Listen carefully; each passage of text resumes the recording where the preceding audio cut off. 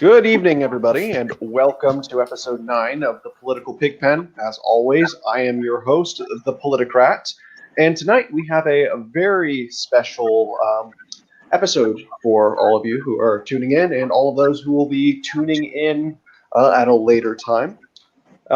Today, we are going to be cross-examining the West's most sacred cow, aka democracy. So, this is sort of going to be an unstructured debate. Well, we actually have one more person who's going to come. Liberal Sanity Project. I have no idea where he is. He was supposed to be here by now.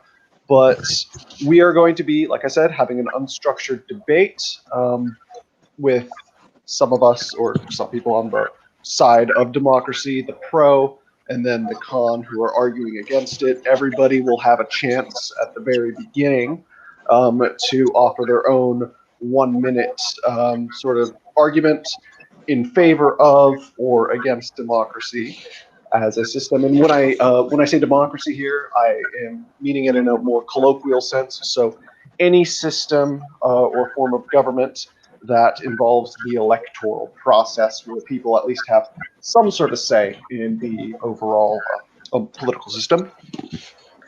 So that could be anything from like a representative republic to constitutional monarchy to direct democracy to just to like tribal chieftain ooga booga.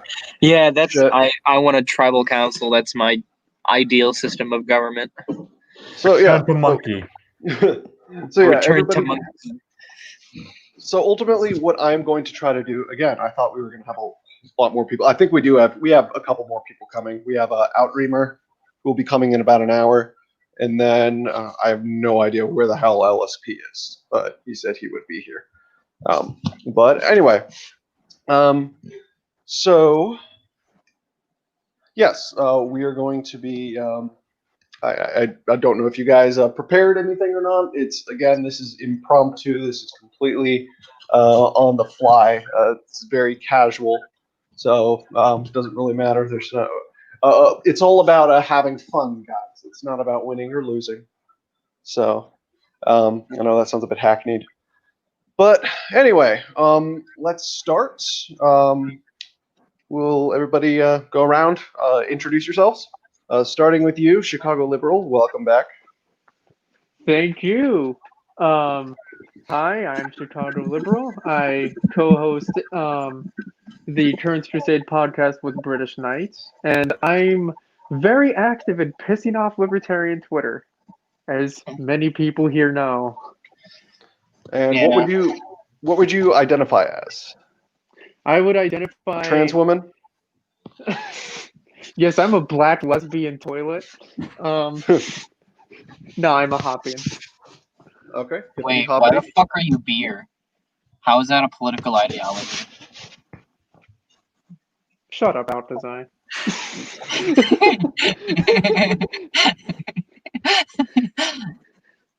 What was your question, Politicrat? No. Well, okay. Well, let's just move on to Alkazai.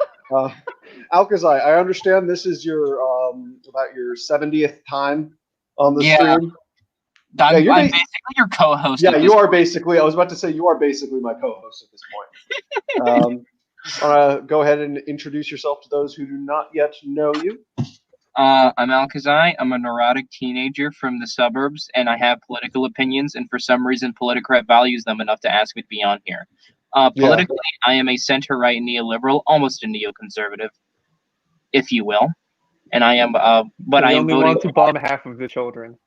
Yeah. I am, so I'm a neolib, and I'm riding with Biden. Oof. Okay. And Tristan? Hi, I'm Tristan. I identify as the winner of this, so we can wrap it up now.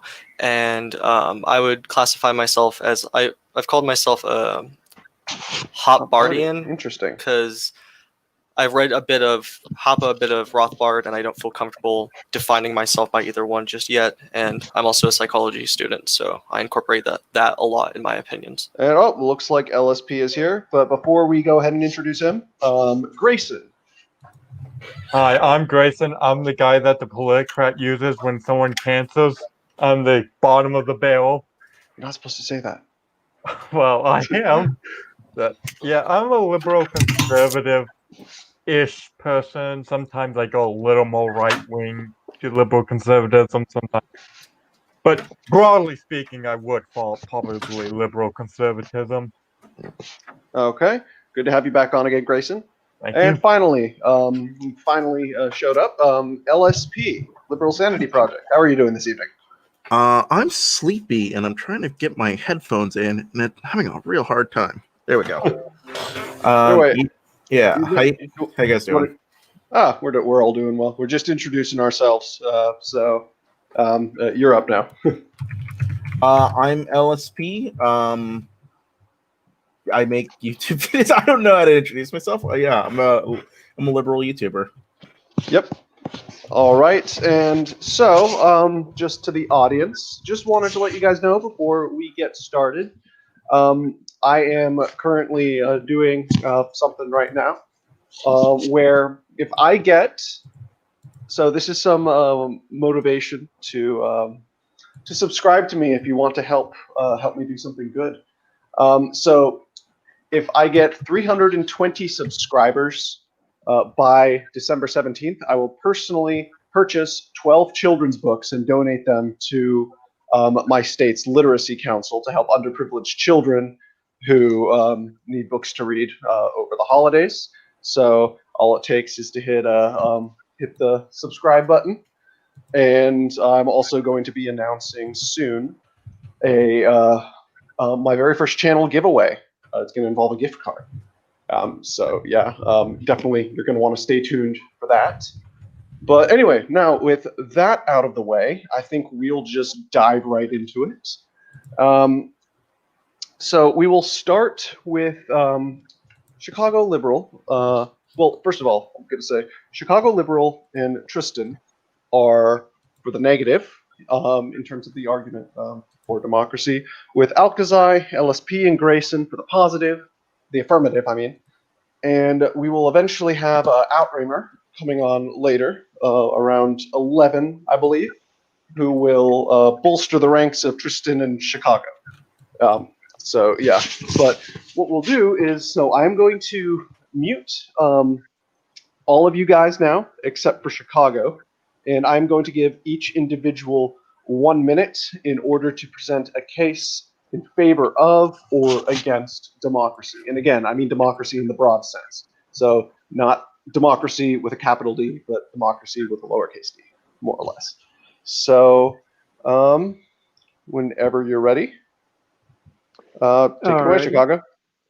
Alrighty, so the reason why I personally am against democracy is the same reason for why Hunter Minahapa doesn't like democracy. And it's that elected politicians always have this incentive to go and loot as much as they can, possibly loot as the shortest amount of time, because in the future they might not be able to go and loot anymore. While things such as monarchies, which, don't get me wrong, I'm not really a monarchist, but I do see monarchy as better than democracy personally. Monarchs instead have this incentive to go and increase the wealth of their domain as much as they can, so that then their descendants are able to go and inherit a wealthier kingdom. That's basically my reason, or one of my reasons. Okay. Now, Alcazai. So don't counter what he said, but go ahead and argue for the affirmative, and we will end up addressing everyone's arguments once we finish going around the circle. So, Alcazai, whenever you're ready, take it away. I fundamentally believe in democracy because I think it is a human right for people to have a say in how they are governed. So that way people are not or have one bulwark against their oppression, whether they are a minority or the majority in some instances where there have been minority oppression. Basically, that's it. I just think people have a right to have a say in how they are governed and the way in which they are governed. Okay. Thank you, Alcazai. Nice, short, sweet, simple, to the point. Okay, now, Grayson. Oh, looks like you muted yourself. Since the Industrial Revolution, we have constantly needed to reform the system from a monarchy to what we have now. And democracy played a crucial role in not only the industrialization of Europe and the United States, but to the expansion of different ideas and certain rights that have been in existence for only just a couple centuries, even less than a century in some places. And I think democracy is the key to prosperity, simply because when the majority sees fit, then the majority, how do I put that? That sounds stupid, actually. When the people get a choice, they have the incentive themselves to lead a path to prosperity. Okay. Thank you, Grayson. So next, Tristan. You're for the negative. State your opening argument.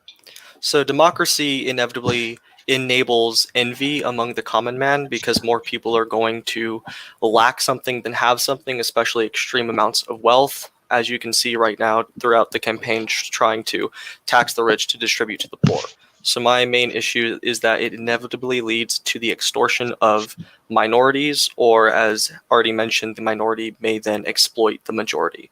And either way, you're going to weaponize this tribal mindset between one group versus the other, and you will inevitably always have some group extorting the other through some sort of electoral process. It weaponizes your own internal beliefs.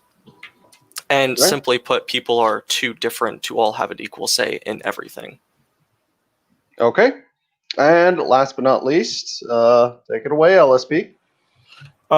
Yeah, so I'm supposed to be making like a positive affirming statement for democracy rather than responding to things everyone else has said. Yes, we're gonna wait and do that. Oh. Wait for a few minutes. Yeah. Okay, so I think ultimately, like, democracy is the fairest system of government you can have. It is the ability of people to endorse in their own social contract. The state is just violence enacted against people, and I think the most legitimate way to have that kind of violence, like, the way to give that violence the most amount of legitimacy is to allow the people to dictate like its direction. So ultimately, democracy is a system about fairness, Okay. and it has good results. All right. So, with regards to LSP, Alkazai, and Grayson, how would Chicago, any of the arguments that they made, I would like to see Chicago and Tristan pick anyone they want and try to counter that. Frankly,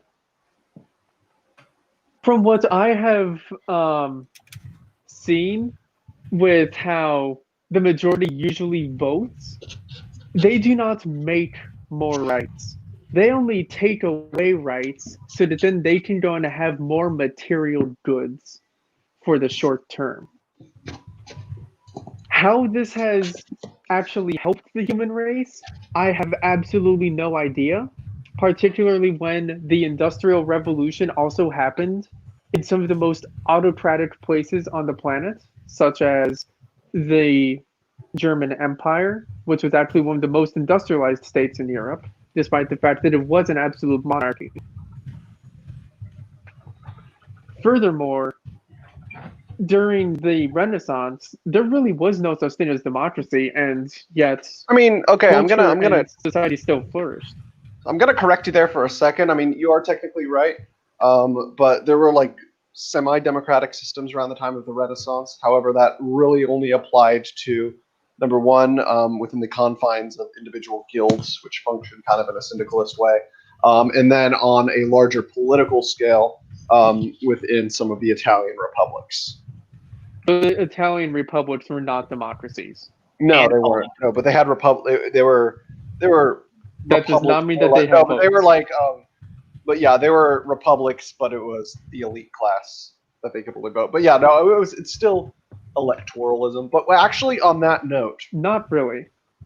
on that note, though, and this is just me asking your guys' individual opinion or viewpoint on this.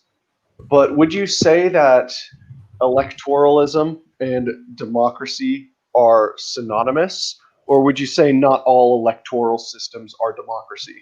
Define electoralism.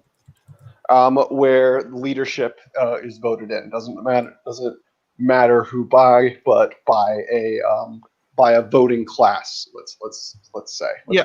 So No, as in it is- with electors. Yeah, and no, Yes. it's really Yeah. antithetical to democracy. Pardon But me? it's an antithetical to democracy because the elector class is usually able to choose people or select people regardless of what the majority actually decide or desire. At least in the case of our electoral college system, or even in the case of Soviet-style democracy, a la Civil War. Like this is the case with any system where you concentrate the ability to decide elections only in the hands of a few people and rather than with the people itself. Yeah, I have the same opinion, and I'm gonna extend that to like quote unquote democracies that only allowed aristocrats and nobility to vote, like in Poland, Venice, and for a long time the UK when only the landed gentry could vote. Like I wouldn't really consider those democracies. I would consider it more proto-democracy.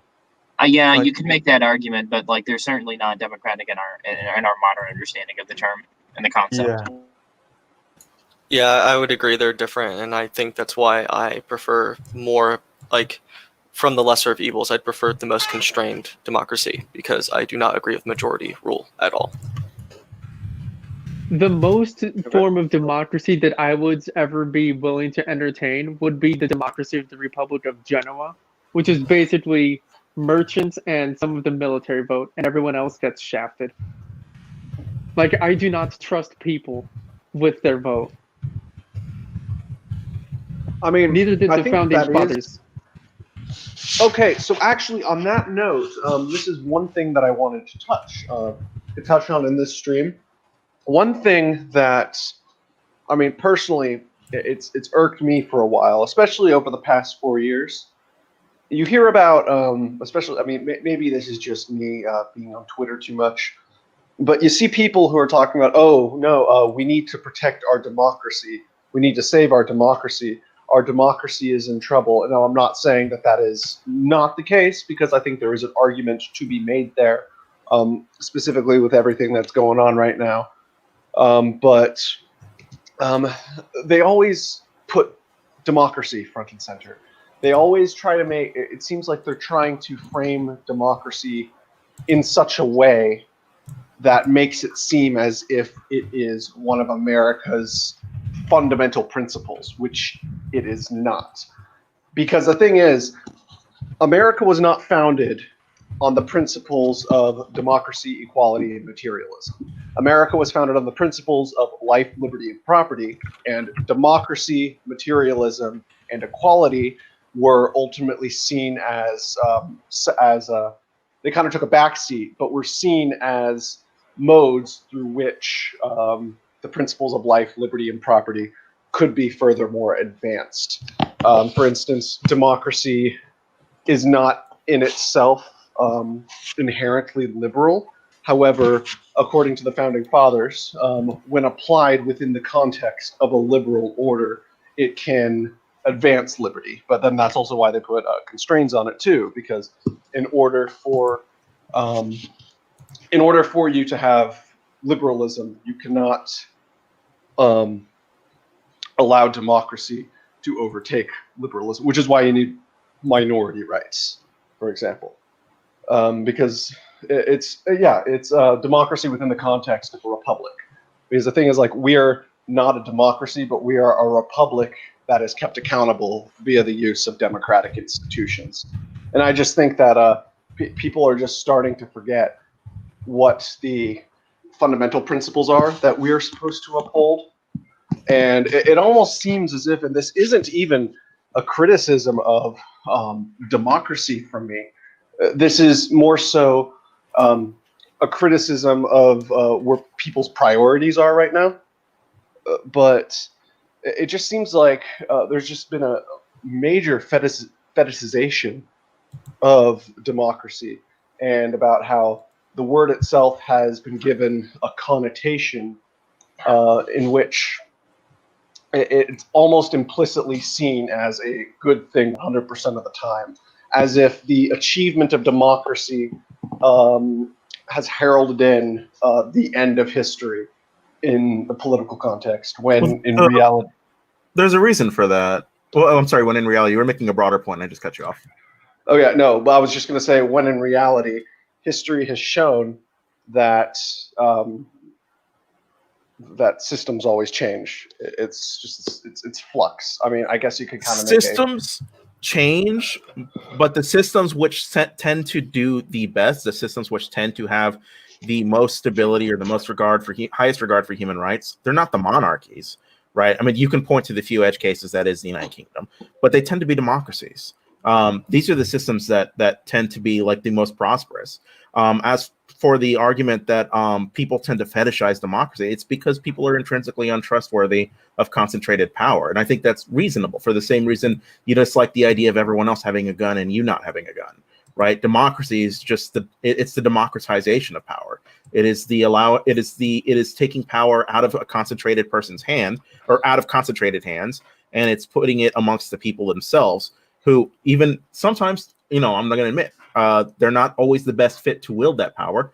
The people can be just as flawed or stupid or aggressive or mean-spirited as any dictator or even exploitive. But generally, the people are also self-interested.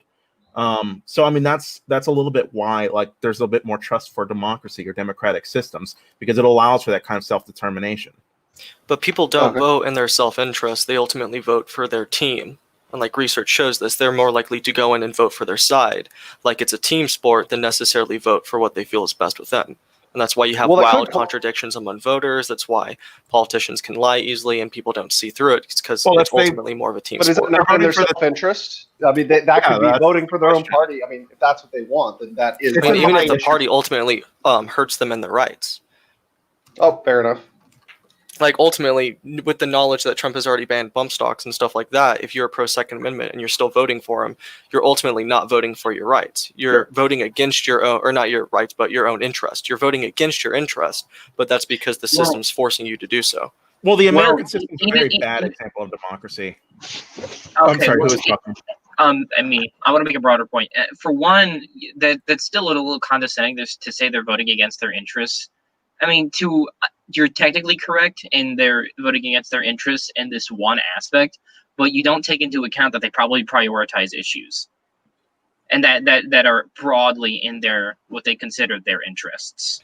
I mean, I don't think it's condescending to say that people vote against their interests at all. People do things against their interests all the time. I mean, people actively want communism, and that's been shown to prove to not be in anybody's interests. So, I mean, people vote for things that are ultimately bad all the time. Tristan, do you think Republicans are in anybody's interests? Oh, hold on. On that note, guys, we have a new what do they say in Super Smash Bros? It's like a new something has joined. New challenger. A new challenger has arrived. Outremer, how are you doing this evening? What's up, man?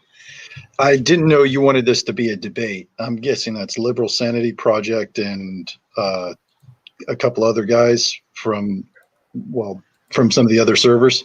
So yes, right now we have it's basically 3 and 3. I'm more or less the moderator. However, I'm doing some pushback against just about everyone being the devil's asshole, basically. But yeah, no. So it's an unstructured debate. It's not like Oxford style or any of that, but it's more or less let's call it a dialectic. That's probably a better way to frame it. Oh my God, you're pretentious. Okay.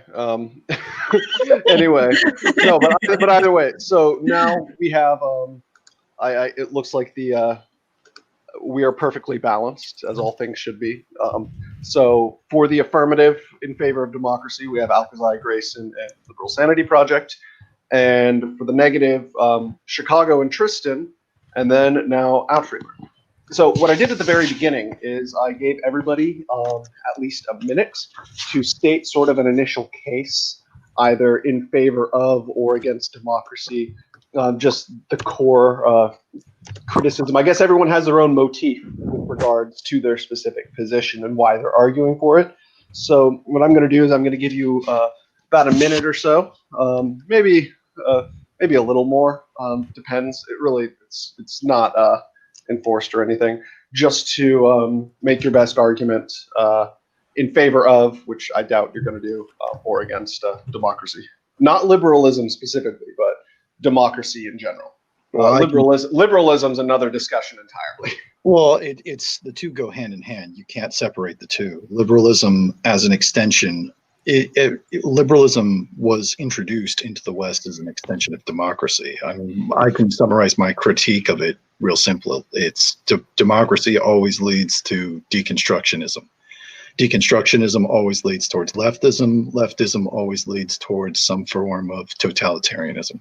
You always end up at communism at the end of the day, or even fascism defined itself in Germany as a left-wing movement against reactionaries. Now, I'm not saying the Democrats are the real racists or anything like that, but it's observable.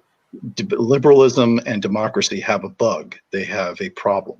They have liberalism or democracy always leads to liberalism. Liberalism always leads to progressivism. Progressivism always leads to communism. Communism always leads to lies. And because you have the deterioration of the state, it always leads to masses and masses of dead people. Were you quoting the distributist? Well, I mean, he summarized it really well. You know, I come out of the reactionary school. I can link books by anamnesis. I can link, I can quote Frederick Burnham Russell if you prefer. I can quote Thomas Carlyle, but I can quote James Burnham, but that's or excuse me, not Frederick Burnham. Yeah, James Burnham if you want. But I figured I'd just go for something a little bit more modern. But yeah, that's my. But LSP, it looked like. Wait, actually, before that, do you have any sort of like opening statements regarding criticism of democracy just as a system or as a process? Just forget about liberalism for one moment. We can bring that into the other. Oh, you mean like as a governmental process? Well, yeah. It doesn't actually reflect. It doesn't have any real power against the elites in the society. That's the issue. It deteriorates the state, but it strips the middle and lower class of any kind of intergenerational capital. And this is one of the things that people who are defending democracy, who are defending these forms of, even if you want to defend liberalism, even if you want to defend universalism and egalitarianism, you're going to have to explain how it is over the past 2.5 centuries since these ideas really came into effect post-French Revolution. You're going to have to explain how we ended up with the greatest expansion of state power in the history of the human race at the very moment that these ideas. But then again, when you talk about the greatest extension of power in the history of the human race, I think you kind of have to adjust that per capita, if that makes any sense. No, it's even per capita. This is not me quoting any reactionary points. This is Machiavellian's Defenders of Freedom. This is basic normicon. And even, neoliberals and progressives that have noticed this. The only thing that reactionaries have pointed out in the last few years since the philosophy really started getting off the ground is the connection between liberalism and the expansion, which is something that neoliberals and progressives don't connect. They don't put two and two together. They don't associate that their own ideas are what are leading to the expansion of this form of power. That the flaw might be within the philosophy itself, in the same way that communists don't seem to make the connection that the poverty of their state is directly connected to the philosophy of dialectical materialism, or the same way that like fascists, even to this day, and I'm talking about actual fascists, not just like you believe in hierarchy, or not Charlie Kirk. Yeah, I'm talking about like actual fascists don't make the connection that there's elements of modernism in their own philosophy. Oh no, fascism is a modernist ideology. Yeah, I know. Even if they don't realize it. Like if you run into like some of the guys who I imagine some of the folks in here are more aware of, like the sort of cultured thug types, they'll talk about their ideas as if they're the perfect final, understanding of human hierarchical society, and they won't accept the fact that they're utopians. Yeah, exactly. But they won't accept that. They won't accept that there's elements. They're utopians pretending to be romanticists. Yeah, exactly. And so it's not to say that democracy is necessarily bad. It's not to say that liberalism is necessarily bad. But there's flaws within it that are not being honestly confronted by liberals. And the whole reason why I think conversations like this are occurring is because it's becoming increasingly less and less. How to phrase it? Well, you think about that for a second, Sure. because it looks like LSP. It's becoming less. It's becoming less and less. It's becoming less and less credible for these flaws to be ignored. Okay, so LSP. It looked like you had Oh you're yeah, there was smirking some. a little bit back there. Well, So- never mind, like, ever citing the distributists for anything. The argument that liberal democracy leads to communism is adorable because communists argue the exact opposite. Liberal democracy leads to fascism. And you obviously both can't be right at the same time. So I'm a little curious here, like what you use, like what cite as proof for this. As for like this argument, this argument's really funny to me because the democratic system, the liberal democratic systems I could think of, they're not sliding into communism, or like is France and Germany, like have they just descended into like a communist dystopia like overnight? Like these are like the most prosperous countries in the world right now, with some of the happiest locations. Even countries with the most socialist, with the Nordic model, tend to be the happiest. And I don't know, I wouldn't really call Denmark and Norway like totalitarian countries. This just seems to like a platitude detached from anything like concrete. Oh, I also like to Do you want me to respond to that, or I want to have a point to make. Alcazar, yeah. Alcazar and then Chicago. For one, to say that the liberal democracy has expanded the state power is just monumentally just false. The liberal democracy has reduced state power because before then you had these authoritarian monarchies in Western Europe fucking controlling everything. You had most of them were some form of theocracy, and a lot of them restricted religious practice up until, I guess, the 30 Years' War. But even if then, that was only a tolerance. Same with the Ottoman Empire. Like to say that like the expansion of liberal democracy. Hey Alcazar, something's wrong with your mic. Oh shit! What is it? Oh no, okay, you're good again. Oh, okay. To say that liberal democracy has led to the expansion of state power is absolutely ludicrous. It's reduced state power. It's given people more rights. Like, how can you say that with a straight face?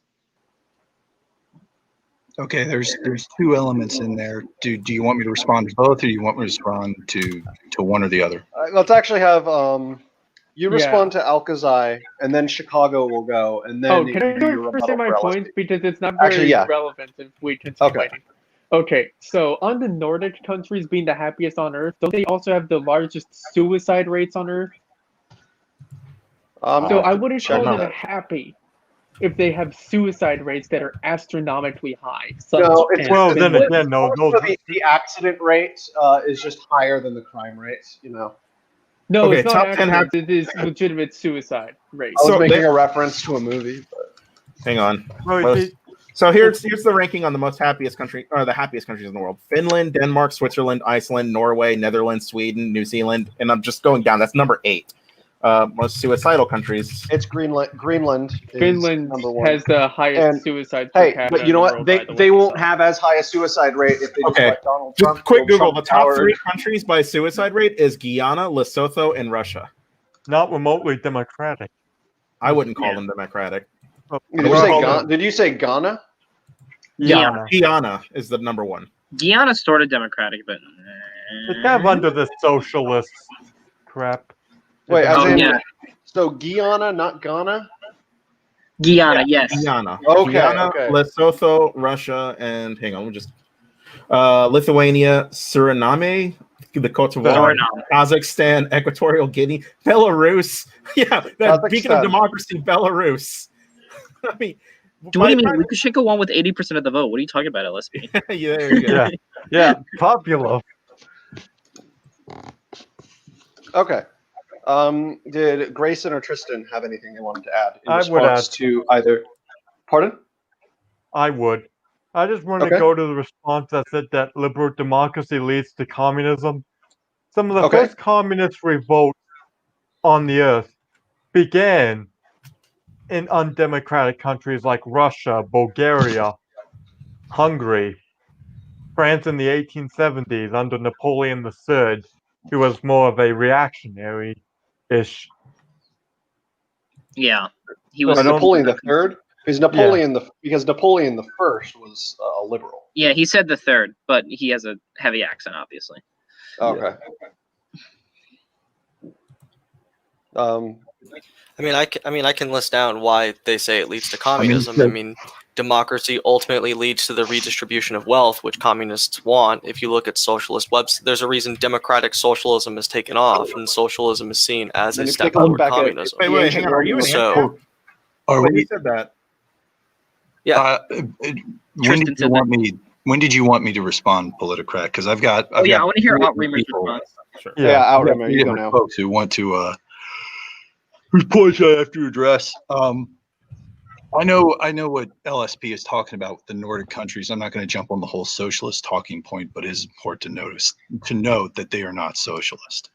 But I get it. The welfare states, the egalitarianism, blah blah blah blah. I get that it's shorthand. I forget what your other criticisms were. I was trying to keep up with them, but I'm writing another thing out at the same time. His criticisms were communists make the same argument that liberal democracies Oh, lead to yeah. fascism, and these two cannot be true at the same time. Well, I mean, the communists are wrong. It's just as simple as that. They're just simply a more diluted form of progressive.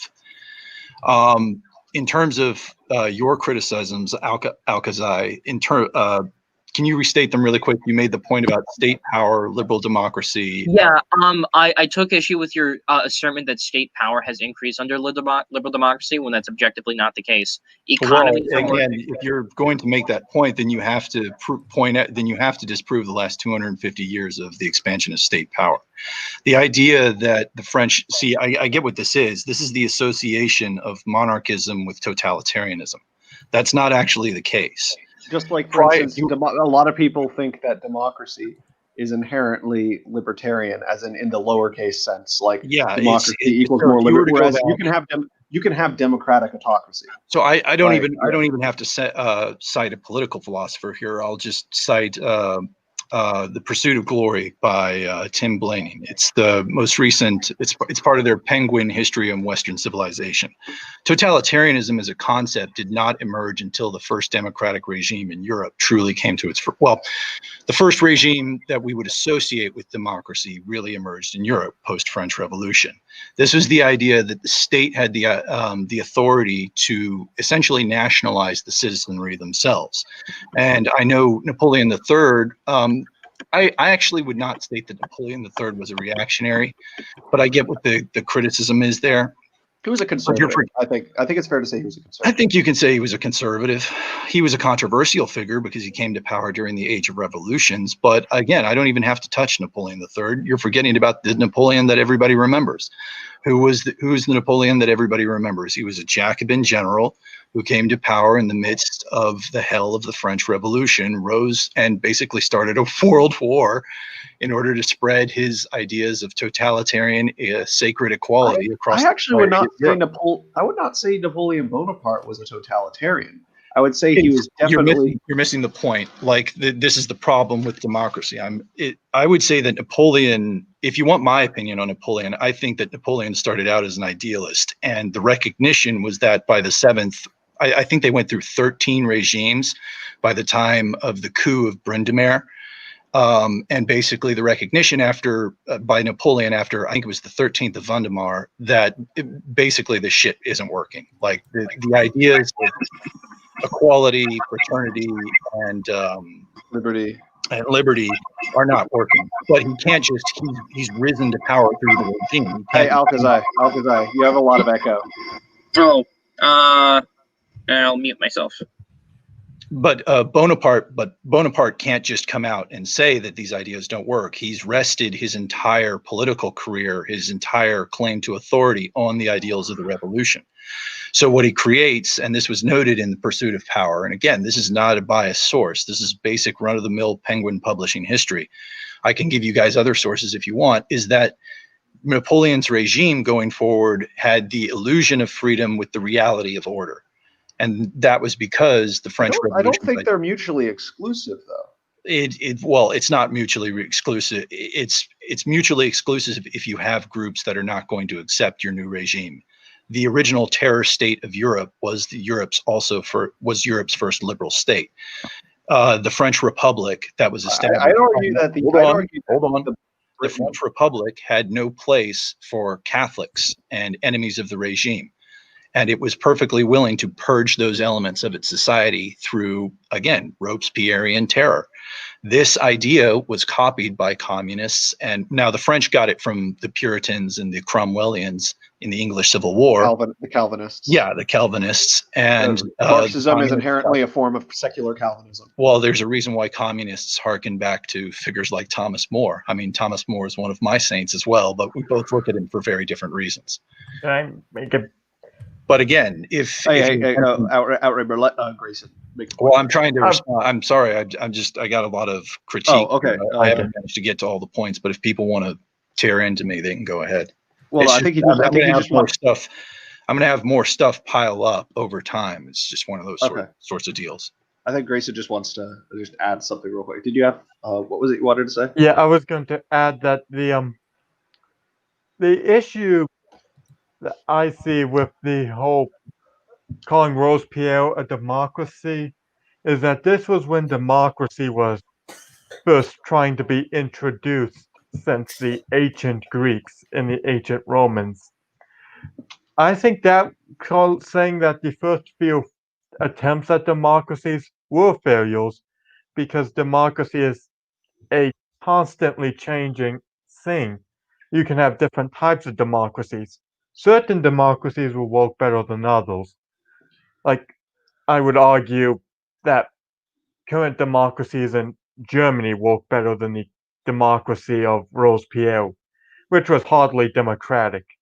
But my response to that is, do you remember how democracy turned out when it first went to Germany? The Germans rejected it. I'm fairly certain everybody knows. Everybody in here knows how that played out. No, But why wasn't don't you enlighten Yeah, me? the liberal revolutions of 1848. No, the liberal revolution of 1933. Yeah. Well, are we talking about? Do you want to go into the age of revolutions? I mean, I can talk about how even if you want to go with the revolutions of 1848, I can talk about how that ended. It didn't end with the rise of Hitler, but it ended with the rise of another German with a really good mustache. Bismarck. Yeah, Bismarck. Bismarck. Would you say Bismarck was sort of a Bonapartist figure? I would say Bismarck was a reactionary. Fair. I'd say yeah. Economically, he was quote unquote progressive. Well, he was a Prussian, and the Prussians had largely separated themselves off from their original Catholic roots several centuries earlier. I would put him and like not FDR, and Teddy Roosevelt probably in the same. Well, yeah, he and Teddy Roosevelt saw eye to eye on a lot of issues. And the reason that Germany and the United States were able to prevent such a significant leftist movement from actually coalescing was because they ended up throwing the dog a bone and created social welfare. The idea was from the Prussians, if you didn't want to have some kind of a socialist revolution, you needed to have strong bureaucracies capable of administrating to the people's needs. You needed to enfranchise the working class. LSP, did you have something you wanted to?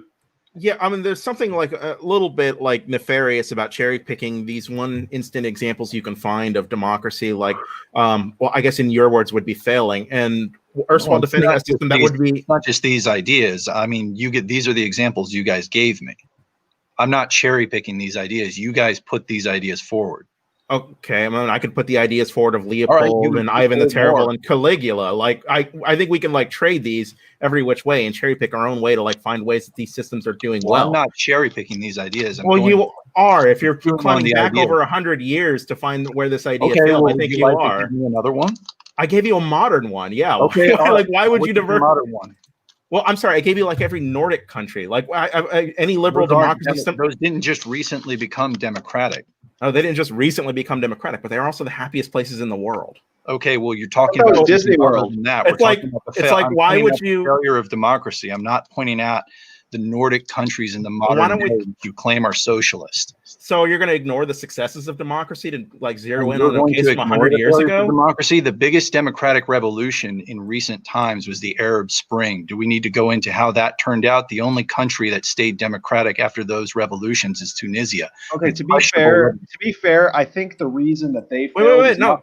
same reason that they fail in the West. I think the reason that democracy has more or less failed in the Middle East is because it's not an authentic expression of their, as Hegel would put it, their cultural soul. So Well, to if speak. you want to get into that, we're getting to some thorny. We're getting. So- Yeah, this isn't metaphysics hour. No, but so. this isn't even correct. The reason the Arab Spring, firstly, I don't know which, like you can pick any number of the Arab Spring countries. Not all of them Any turn country to you like. democracy. Well, I wouldn't choose Libya as my model democracy, right? Any more so than I would choose Syria, where the Arab Springs led to a civil war. Like these are democratic movements that have sprung up in that country. Iran similarly had an Arab Spring movement of its own. These Would were you not suppressed say, by the all state. right, well, let's choose the quintessential country of the Arab Spring, Egypt. Would you say that was a successful democratic revolution? No, I would say it traded one dictator for a military dictatorship. Well, okay, so are you forgetting about Mohammed Morsi? No, I'm not forgetting about Mohammed Morsi, who was Okay, outfitted so by a very military. Okay, well, I get LSP. I get it. You and I are going to be on opposite sides in this debate, but there has to be some element of good faith. You can't just cherry pick out the elements that, like, there wasn't. Hey, I'm picking the ones you asked me to pick. You All right, brought up the Arab so Spring, you dog. remember that there Like, was how am I a being bad 2-year faith? period between the rise, or what was the down? Who was the original dictator's name? Mubarak. The fall of Hosni Mubarak Mubarak, which led and to the rise of El Sisi. yes, I the think- Muslim Brotherhood Al Sisi, which was suppressive to its people and ultimately overthrown by the military. Yeah. Is this your idea of a successful? You remember that the Brotherhood itself was democratically elected, right? Yeah, and I think Okay, it's- so I doesn't think that that's a- prove my point? what? That sometimes democracies fail? No. I Okay, think that- so Is that really? Wait, hang on. I want to see if his argument's really this I'm stupid. misunderstanding something here. Is your argument really as simple as sometimes democracies fail? No, my argument is that democracies innately fail. There's democracy is based on a. How false long does system. France have? When will France fall? Well, if you look at the demographics right now, it's about 2050. Why would the demographics matter? Because different ethnicities and different groups and different religions and different cultures vote differently. So I would say. This is- All I don't people understand- vote like, I don't differently in a understand how democracy. Wait a second. All people vote differently in a democracy. Okay, actually, That's the point of the democracy. Is because we have different Okay, ideas. I object. But people ultimately vote for their own team. Like that's ultimately the thing. Like that's Can I- ultimately the problem. Make a point real quick, if you don't mind. Yeah, too many black people in France. It's going down. Well, no, that's not. It's not actually Africans. It's Arabs, and if it's Arab Muslims immigrating to France, this is not even controversial. LSP, I can It's bring a up. little controversial. Yeah, that demographics are destiny. That's very okay, controversial. Well, I know. Depends But on it. I just point out to you. It depends on if it has. If you're talking about if it's inherently are you racial, denying? or Well, if it's. hold on. So let me hold on. I think it's I more of know a cultural thing Let's than a go racial. into LSP's history here because I actually am a little bit. I know you've had this debate before with Frank Graham's radio. Now, are you denying that those points were drawn to you? Because in that debate, you admitted that demographics does actually have an effect on democratic elections. So why are you suddenly switching around in this debate and trying to pretend that that's not the case? Demographics has an effect in the sense that people vote differently. Like, Yes. if that's what your argument is, then congratulations on making And so an now, what are absurdly you going stupid to argument. do? That's Whoa, what- hang on. You don't get to ask a All right, question. Hang on, dog. You don't get to ask a question and then just interrupt me as I'm giving my answer. But Do I- you want a full me answer? Or do you want to just be bad asking faith and the interrupt? Guys, point of Yeah, Can I where make an hold on. objection? Yes, we're gonna let Grayson make an objection real quick. Okay. I would I'm just sorry, I bring up- really hate having to do the mute option, but I would just the bring political pig pen can only get so messy. all right. I would bring up the Arab Spring as more of an example why anti-democracy doesn't work, because you had leaders that didn't follow the will of the people overthrew them and got radical. You have to have a democratic system to prevent the people from getting too radical, or else it gets bottled up over time. In fact, the Can I ask Weimar, a question real quick? sure. Do you mean a Republican system? If like you So, need to, like- you can't just go from dictatorship to democracy instantly. You need to slowly transition. You need a transitional phase. That is a good point because I think the main thing is it's not that. I think the biggest thing why democracies don't work in certain countries is because democracy is more or less only compatible with countries that are already developed. They have to develop naturally, so to speak. And I think that is the agree general with that. consensus of if you've ever read Why Nations Failed, the book.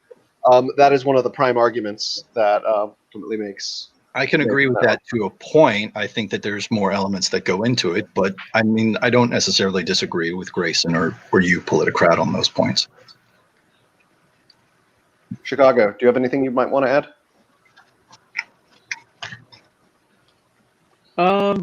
Nah, I thought I had something in my mind, but no, I'll go and leave it for later. No Tristan thoughts. or Alcazar?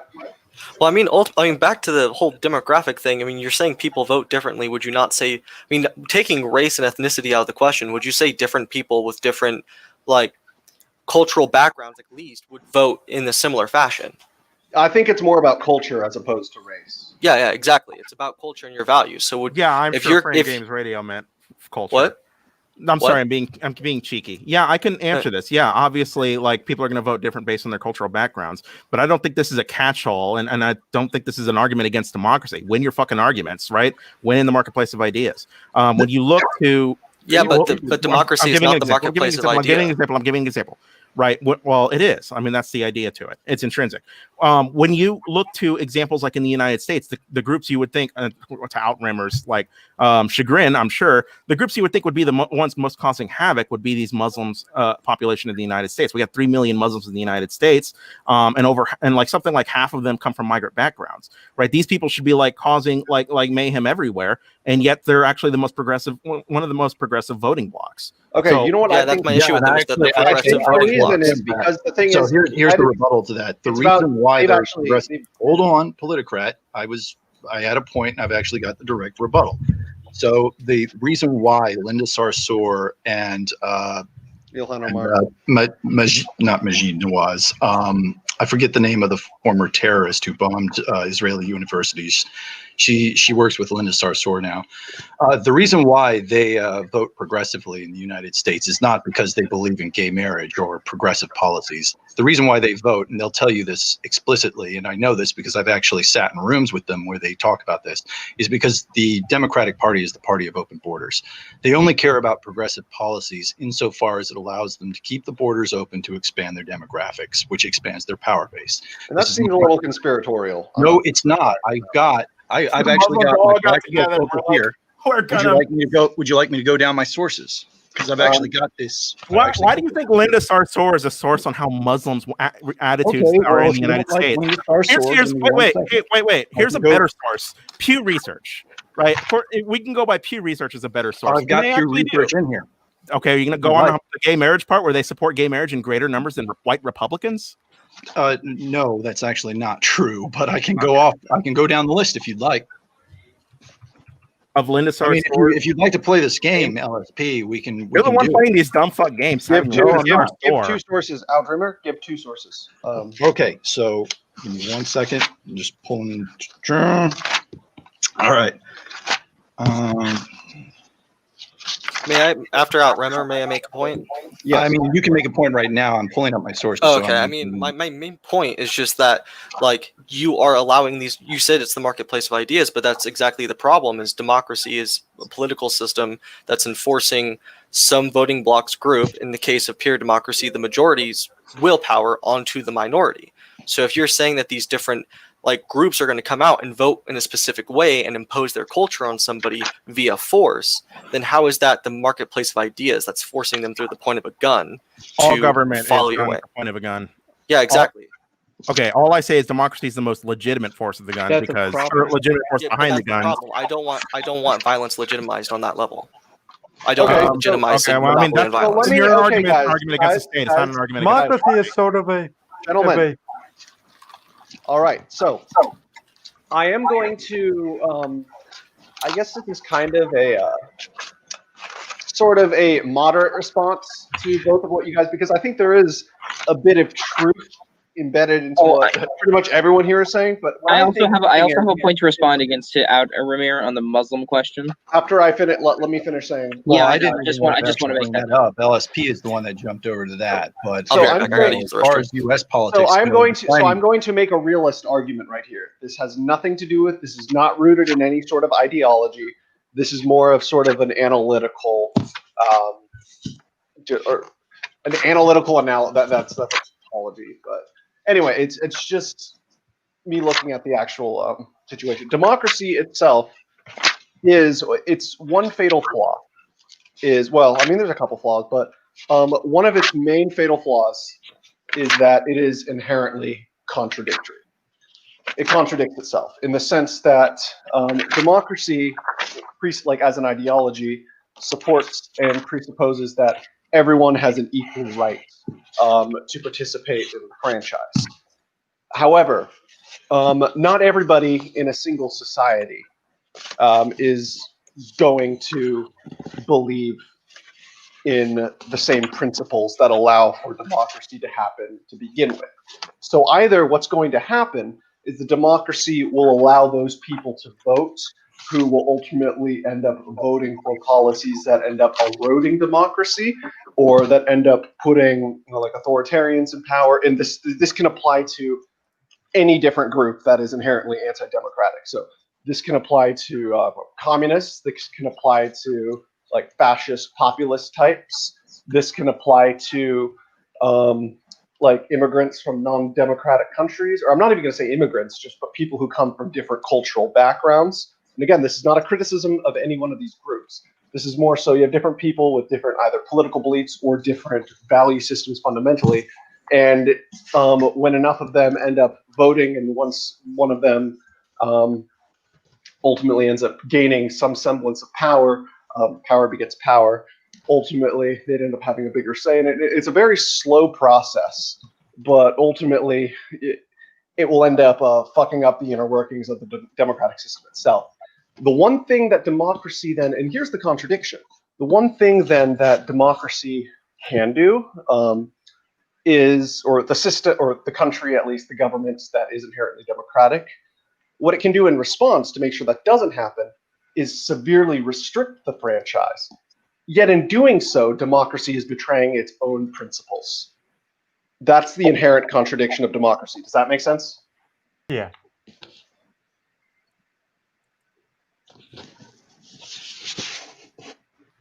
Awkward silence.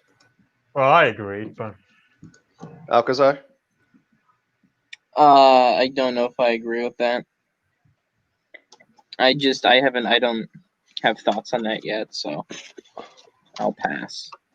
And then I just feel like when, or actually, this is more of a, just my take, when you have a bunch of different interest groups, so just different, and when I say demographics, again, I do not mean anything ethnic or racial. I just mean demographics in terms of different groups with different either political identities, ideological identities, like cultural identities, et cetera, et cetera.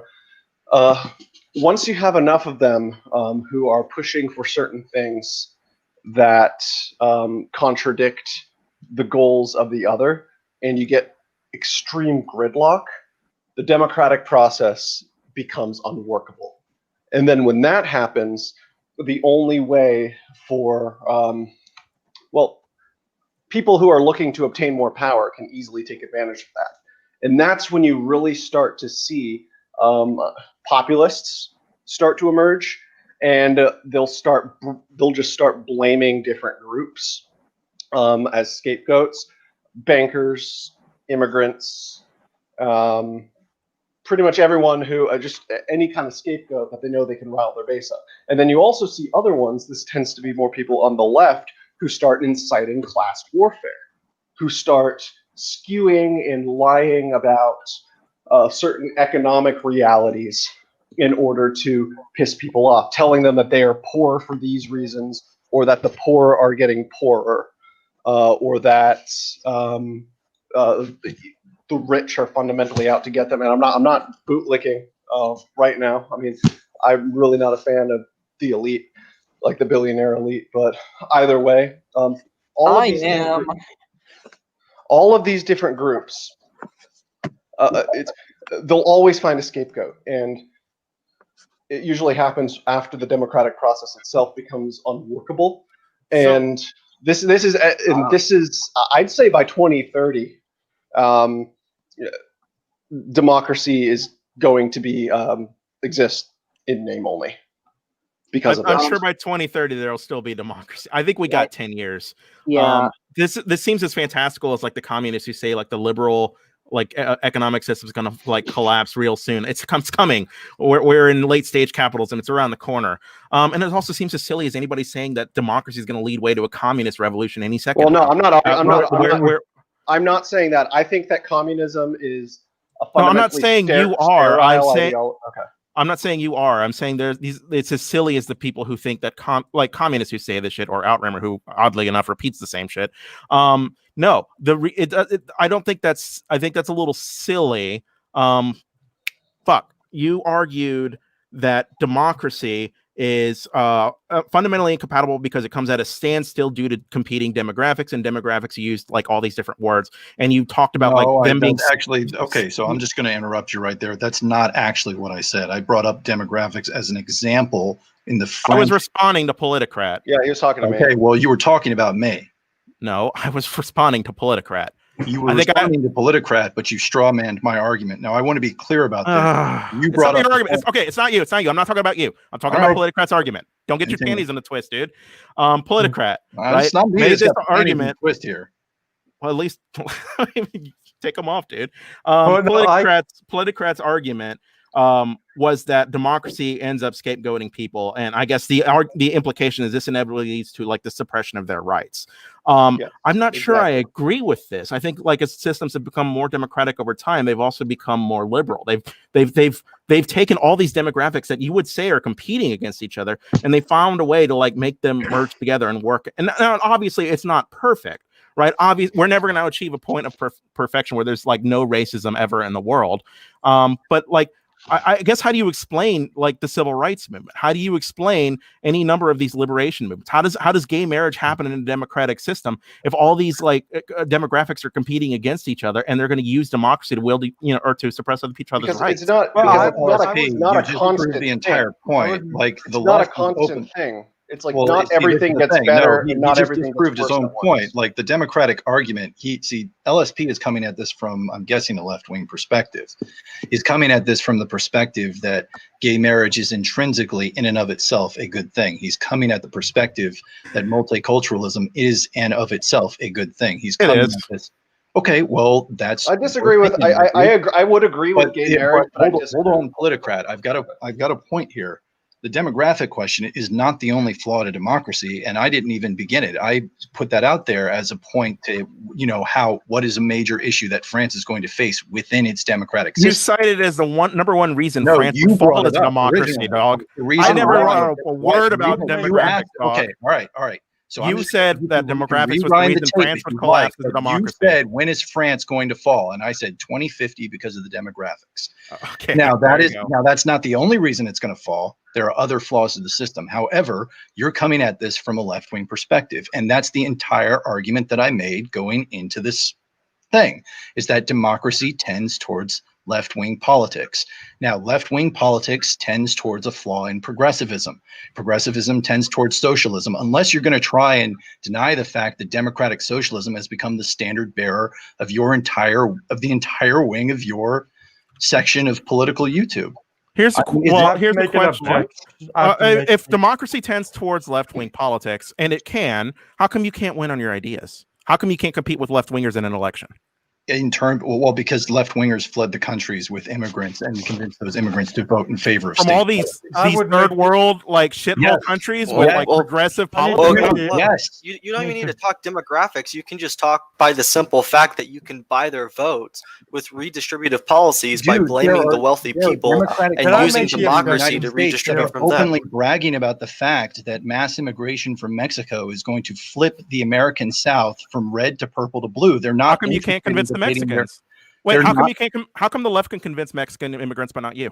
Because you're the ones importing them, making them reliant on the state. I've been to these communities. They are completely and endemically enslaved. They have no choice but to vote for the expansion of the state, which is what the left wants. I would agree. Okay, why can't you convince them to vote against it? Hold on, guys. Because Grayson's been trying to put something in for a second. Just say what you have to. I will argue against LSP on this, actually, even though we're technically on the same team.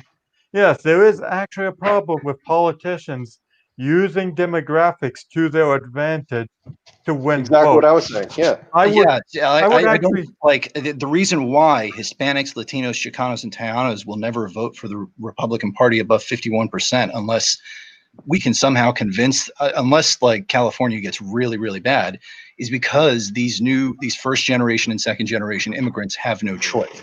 They have to vote for the party that's going to expand the state and give them a competitive advantage. This is nothing new. This was the same model, albeit in an earlier form, that was used to convince Germans, Italians, and Irish Catholics to vote for the Democratic Party in the first half of the 20th century. This is where Tammany Hall came from. I don't understand why this is so controversial. This is basic American history. No, it's not. Didn't you guys say that you need to have a culture prime for democracy? You just disproved your own point because these groups eventually voted for a more mixed political party. Now Only after the country swerved further and further to the left. The whole reason why the Democratic Party turned against Irish Catholics in the 1950s and 60s was because they were looking like they were going to rout because of the abortion issue. That's when abortion came into the left wing's political agenda. Most people who are Irish Catholics today. I know it's Democrat. a split. I know it's Actually, a most split. Mexican It's actually Catholics closer to tend to about be against 48, abortion. 52. But if you go back to things like the Ruther Memorandum, the reason why the Democratic Party started attaching itself, I forget the name of the memorandum that was released in 1948. The reason why they started switching to things, they started pushing for the renegotiation of immigration laws post 1924 was because it was increasingly becoming clear that Irish Catholics were starting to vote more conservative in the inner cities of the United States. This has been covered in everything from, if you guys want my sources, I'll put them down. It's The Slaughter of American Cities. It's the, I forget that other one by, it's a progressive author too who wrote about this. The Power Broker touches on this. Yeah, I know that book. I haven't read it, but I know it. And I forget the last one. I know Chris Hedges has written about this as well, and he's a Bernie bro. But yeah, it was well established that these groups were looking to essentially rout, which is why they brought in the 1965 Immigration Act. Ted Kennedy essentially quarterbacked this thing because if you get it through, you would essentially have a formalization of political power. Now, I tend to believe that the left had already formalized its political power during the Roosevelt years, but it's not negotiable. It's a matter of history. I mean, I can start putting clips up in this stuff, and we can watch Joe Biden and Kamala Harris brag about how they're hoping that that these policies are going to deliver them total political power in 20 years. Well, I would giving say people that like the policies they want. Of course, it's going to deliver them political power in a democratic. Let Grayson talk. Hang on. I let you finish. Right. Let Grayson talk. Let him say something first. I think what he is right that immigrants will generally vote for more immigrant parties in the first and second term. However, we are now seeing with some third and fourth term immigrants, they're now, as polls suggest, are actually going for Trump more than Biden. So so within a few generations, they will convert. And again, it's not always set in stone what they vote for. Demographics do shift changing votes. For instance, white suburbanites went for Republicans more than Democrats. In fact, if we're actually looking at Texas, the opposite of what you would suggest has happened. White suburbanites are going Democrat, and Hispanics are actually going more Republican in this specific instance, but still makes the point. All right. I'm sorry. Was that directed towards me or? Well, it was just. I think he was just saying it in general. I also have a point. This idea that like these different ethnic and culture groups can only come into conflict with democracy, or if that's somehow an inherent flaw with democracy, that's just dumb. Like different religious, ethnic, and culture groups that come into conflict. You can keep saying that it's dumb, which is the same thing that LSP has said, but you fundamentally have to rebut the point. Like this is we haven't heard an actual rebuttal. I mean, I would argue that Like that we can thing- do that. We can I do mean, this all night. We can do I the gave like the pseudo-intellectual Pew. I can flexion give here. the Pew research again. Like Muslims I find can- Islam and democracy compatible. Like what specific divider are you looking for? Like where is wait, this what- conflict? This seems to be a conflict based on political parties, not about like demographic identity. The only reason Republicans can't weaponize any of these other demographic identities is because they're so hostile to them. Like if look, I mean Hispanics in the United States are actually quite conservative. You look at like polling data and the things they support, they are quite conservative, and yet they consistently vote Democrat because you guys suck dick at like actually recruiting votes. You were so xenophobic in your language. On that note, I actually am going to say something, and I just find it interesting. If the Republicans really wanted to, Oh, good Yeah. riddance. I kind of wanted Outremer to hear that. Was that a response to me? Go on. No, I was going to respond to Outremer, but I was going Okay. to say if the Republicans really wanted, oh, here he is. I thought he rage quit for a second. All right, so as I was saying, if the, if, I feel like if, I the tried to best bring way that for the- up, but LSP was roboting. I Well, the caught best- dick and all that sort of stuff. So So, I mean, anyway, if this is gonna be the I was part- about to make a point. no, Politicrat, I need to make this point right here real quick. All right. If this is going to be one of those debates where we just do this whole destiny thing and dodge around the points, I'm just not interested in that. I mean, addressed your point directly. How did I not address your point? Well, maybe you did, and I just didn't hear it because you were roboting. But I mean, you can go back Okay, through it again if you'd like. So then I'll repeat it since you're assuming and making an ass out of you. all and me. right, George, What I George, said, George, what I George. said was that Hispanics tend to be a very conservative people. If you look at the polling data on their attitudes about certain topics, they're actually quite conservative. The reason that Republicans can't weaponize Hispanic voters is because they're xenophobic as fuck in their language, right? Not So really. that you guys It's- can't win on No, your own. it's not- You it's guys not can't win that. on a democracy, right? Wait, It's a so little they bit- can't it's a vote for little- their but own again, interests? you're then? forfeiting the argument to me. If that's They your are. point. Why are You're- Republicans? Okay, Why are guys, Republicans okay, unable so to what not I'm weaponize? going voting to on say, social issues. I'm going to lead on to LSP. a They're point voting that I on was about economic to make issues. a second You ago. dodged the point again. The reason why that demographic. Hold on, has to Outremer. vote- Hold on. Sorry. I was going to say that I was actually about to make a point following up what LSP had to say. I feel like if the right, one of the best ways, if the right really want to fight like abortion and Roe v. Wade and all that stuff, or at least garner grassroots support, they need to start supporting Hispanic immigration. What? I would disagree.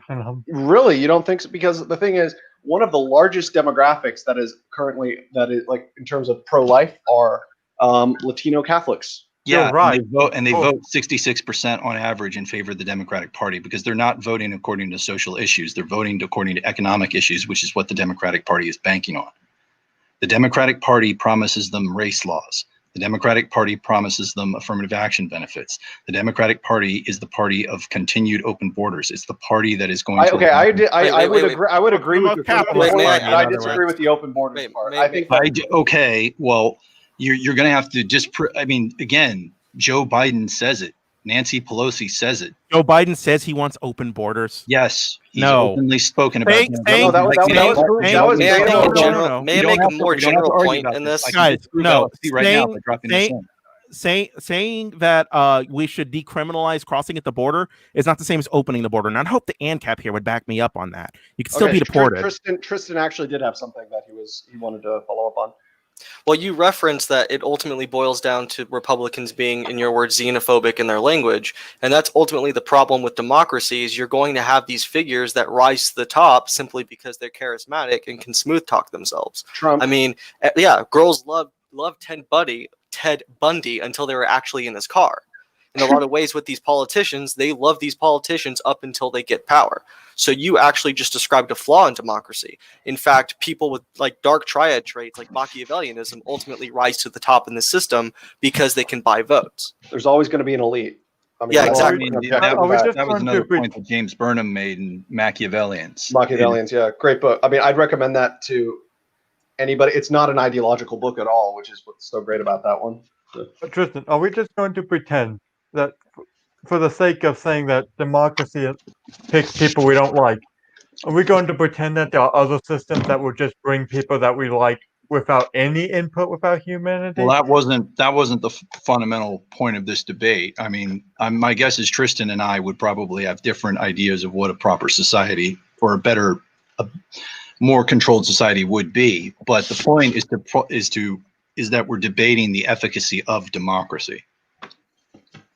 Now, there's forms of democracy that are more harmful than others, but the point is, or at least insofar as I understand this debate, is that can you define efficacy real quick? What does efficacy mean? We're debating the moral case for democracy.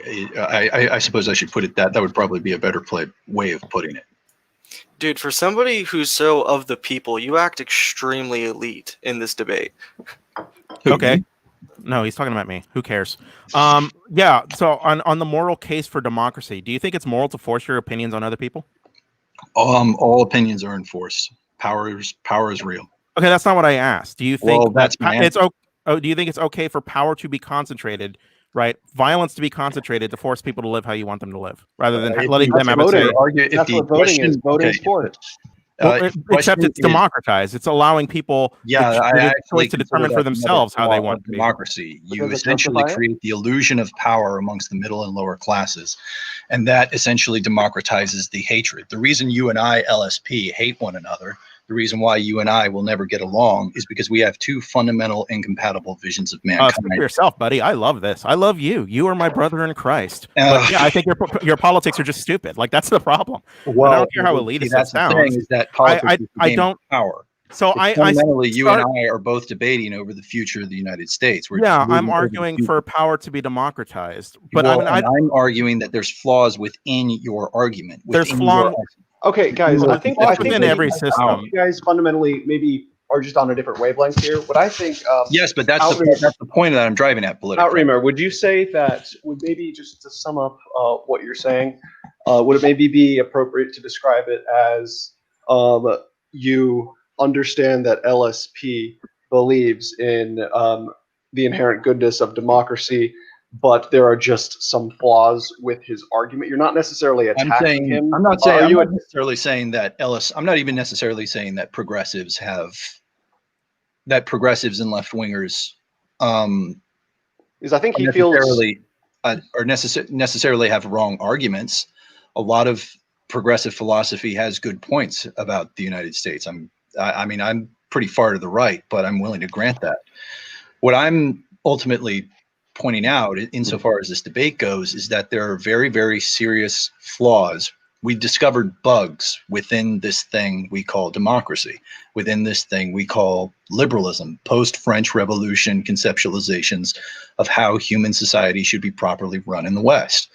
Those flaws are manifesting themselves in very, very real ways, and they're hurting people. And it's not just, as I won't straw man anybody here, but the implication that was being put to me was that the only thing that I'm interested in is the good of, I guess, the white race or something like that. But no, I've actually been to a lot of these communities that have been completely abandoned. I've told the stories about what these communities look like.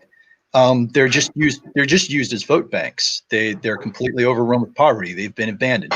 They're completely reliant on the state. It looks and smells like Roman slave markets from 2,000 years ago.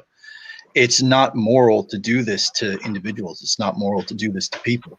I've said many times, and I would even agree with LSP. I'll throw the dog a bone here. I would agree that there is a lot of low IQ xenophobia in the Republican Party, and that Republicans and right wingers, I'm not necessarily advocating for compassionate conservatism, but a little bit more understanding of what these communities are going through as a result, would probably do the Republican Party a lot of favors. But that doesn't mean that I'm necessarily blind to what the causal link in the chain is. The causal link in the chain is the incentive, and it's the incentive on two sides. It's the incentive of left-wing parties to import vote banks and use them as useful bludgeons against their domestic political enemies, and it's it's the incentive of open borders for these groups themselves. It's the promise that these groups are being given to come across the border to achieve futures that are fundamentally fantastical. Well, okay. I just have a quick question, real quick, for LSP. Would it maybe, just so like everybody's on the same page, maybe so like people can understand your argument more. This is at least kind of how I'm starting to interpret it. With your main criticism of Outremer's, and to a lesser extent my analysis of this, of like the historical tendencies of democracy, would you maybe characterize our arguments as too deterministic? I don't know that I'd say deterministic. I'm not sure I would use that as the word. No, I would think they're a little naive in like their lack of faith about like the strength of democratic systems. I think to address Reamer specifically, there are flaws in every system, right? Every system's going to have flaws. This is inescapable.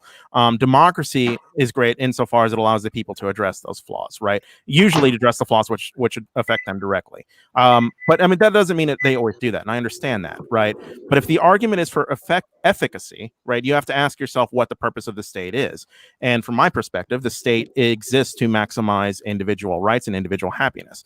And the nations which tend to be the happiest nations also tend to be the most democratic ones, or at least they tend to have the most democratic structures.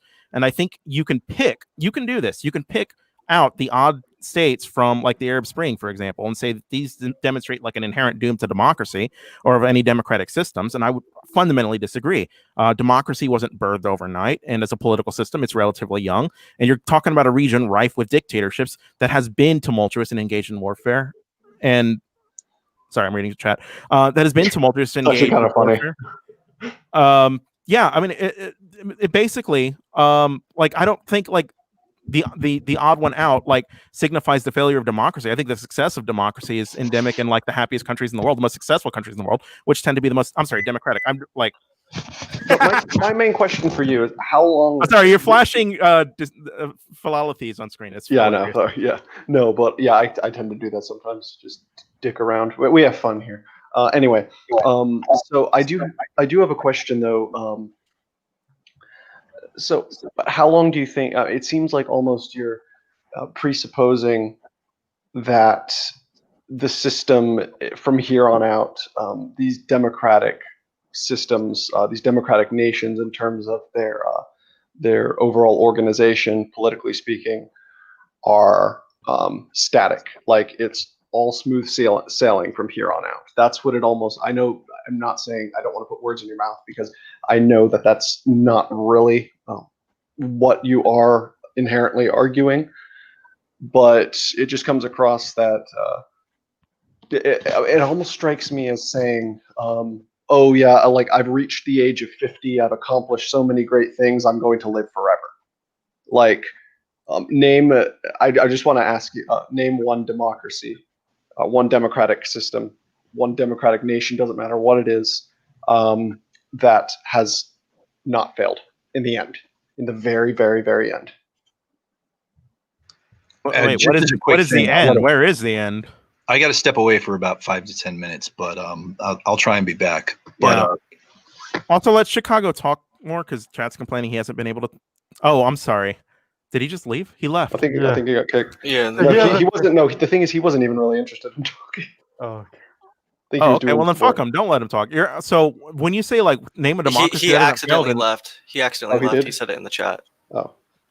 So we can probably get him back in here. Should I address this then, or wait on him? Chicago needs to connect his cam and mic first.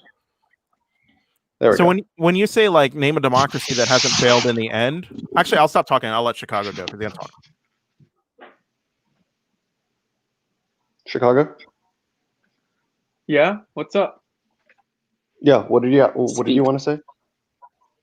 Oh, I just wanted to eventually be able to like contribute something whatsoever. Yeah, go ahead.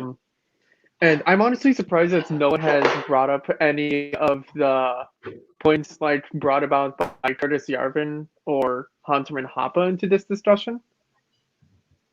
Like, they're both pretty accomplished philosophers, and I'm surprised that everyone here in the panel has outright ignored them. I haven't read enough of either. I can do Weber and Spengler, but I have not read enough of Yarvin or Hoppe to really know what their general philosophies were about. Especially because theirs seem to be a lot more ideological, as opposed to somebody like Spengler, who was more of who really did not insert much political bias into his writings. Well, I mean, But at the end of the day, politics is inherently biased in some way. Like, it is Yeah. not just empirical reasoning.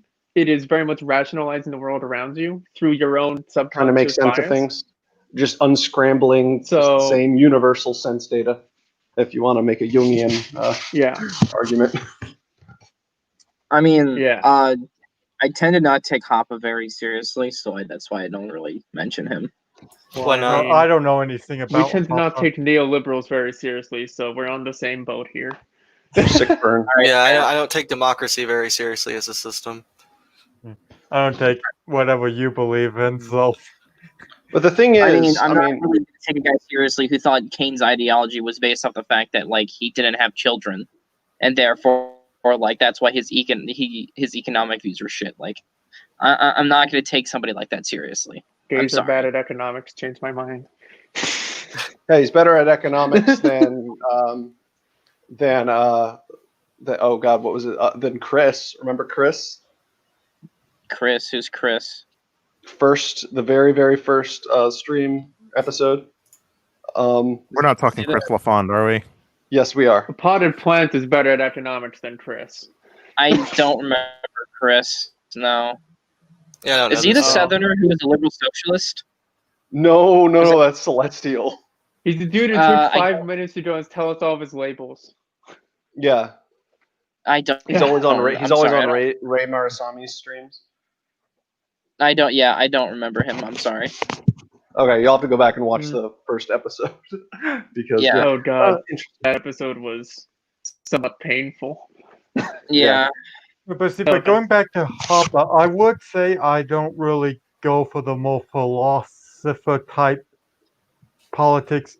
I go for the more reason based, factual.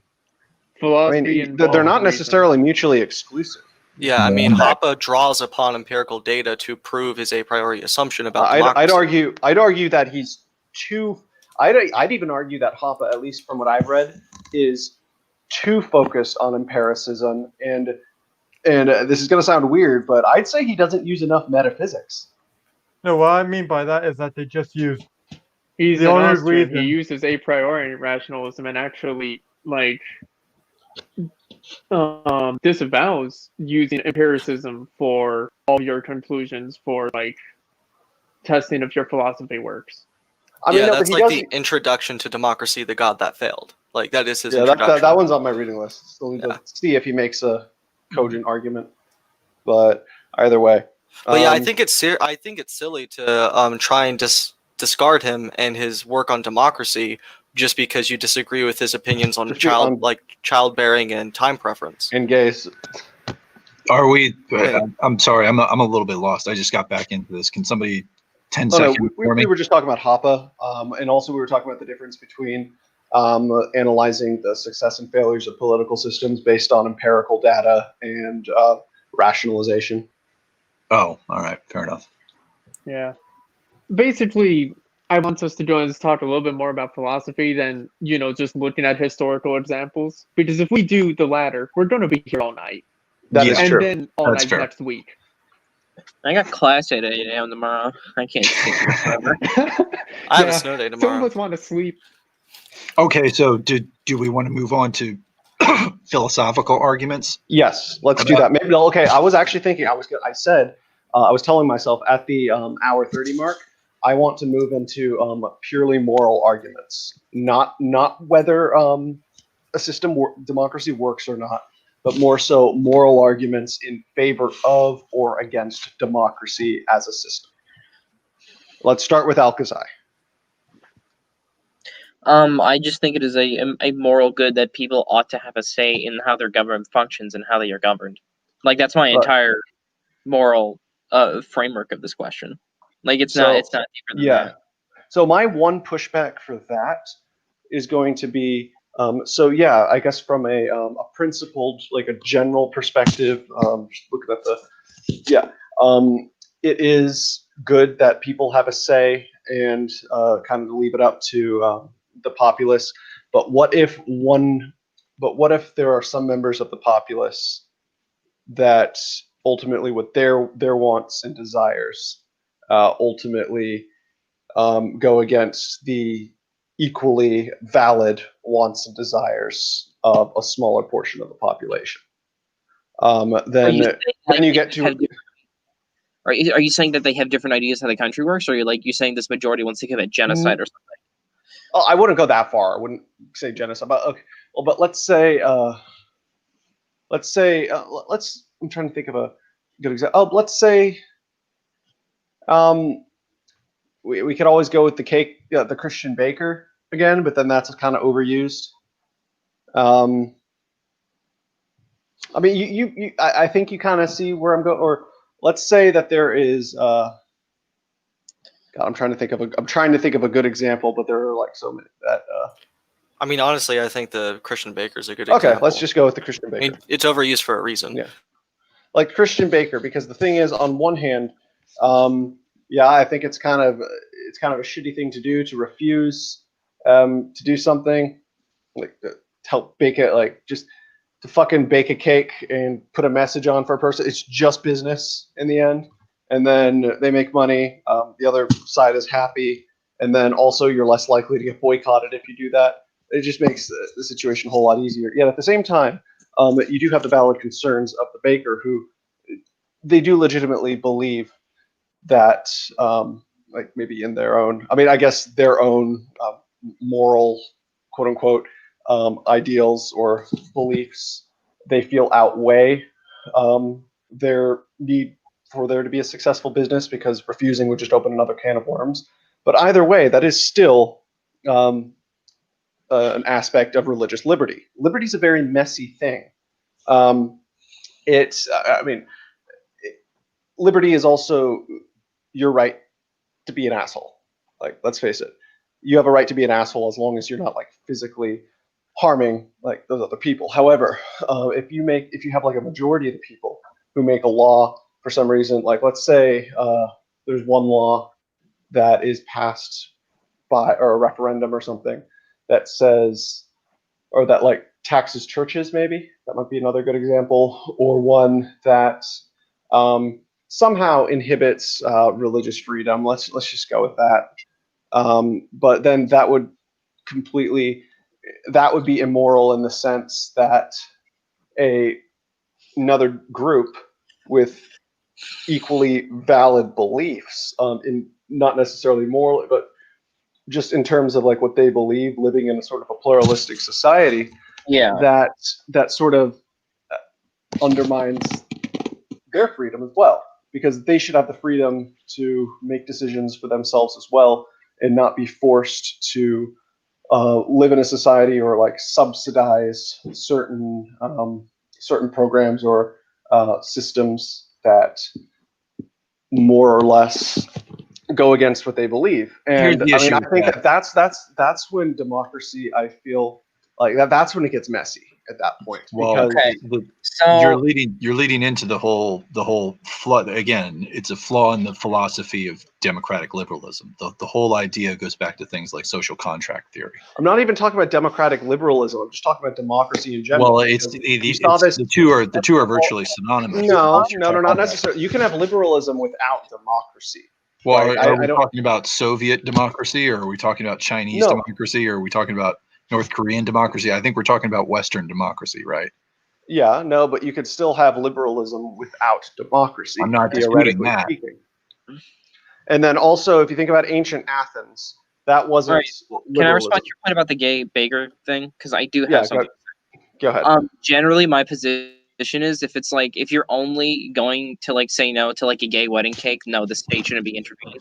But if it's just like being gay in general, then like fuck you, because like if you're only talking about the specific circumstance of like a gay wedding cake, then like no, you shouldn't be forced to. But like if it's just like a birthday cake, but the guy ordering it just happens to be gay or whatever, then like I think that's wrong. Yeah. Yeah, that's different. Do you agree with freedom of association? Generally, yeah. Okay, then freedom of association means you can say no to anybody with any part of your business. Like, why would you want to force somebody to do an act against their will? Well, here's I'm sort of like caught in the middle here. So here's an issue with this is the issue between democracy and liberalism, is that eventually if you allow these different groups all to operate within the state according to their own wills, you end up not with democracy but with multi-legalism. You get different laws with different groups all competing in a civil war. They're just not shooting each other. That's part of the issue with the philosophy. And I know that this is sort of getting into practical application again, but I don't think you can separate. In order for something to be Kantian, it has to fundamentally work, right? So I don't think you can get into the actual grassroots of it without pointing out that one of the issues with this is that essentially what we've got going right now is a soft civil war. That's part of what's driving the United States apart. Both sides understand that we're warring over the future of the United States. This is, part of what I'm going at with LSP here is that we both have two different visions of what the United States should be. We can cloth that in things like debates. We can cloth that in things like free speech. We can cloth that in things like principles. But over time, we're fundamentally debating over part of the reason. This is one of the things reactionaries have pointed out. Power is a dirty word in the United States. We don't have a word in the English language that means power, but has only positive connotations. And I think power is a double-edged sword. Like, well, instance, I'm not even talked debating about power. about I'm simply pointing out that what you get in one of the things that you get in democratic societies, it's even implicit in the philosophy, is you get little miniaturized civil wars. I'd argue that the concept of power early on in a culture's lifespan, power is more so harnessed towards almost creative outlets. Well, that's getting back into metaphysics. We can do. I know who you're a fan of, Politicrat, but we can get into metaphysics at another time. I'm simply pointing. Then it becomes imperialism later on. Yeah, but that's part of this is something that I think was it Burnham who pointed this out. I don't think it was.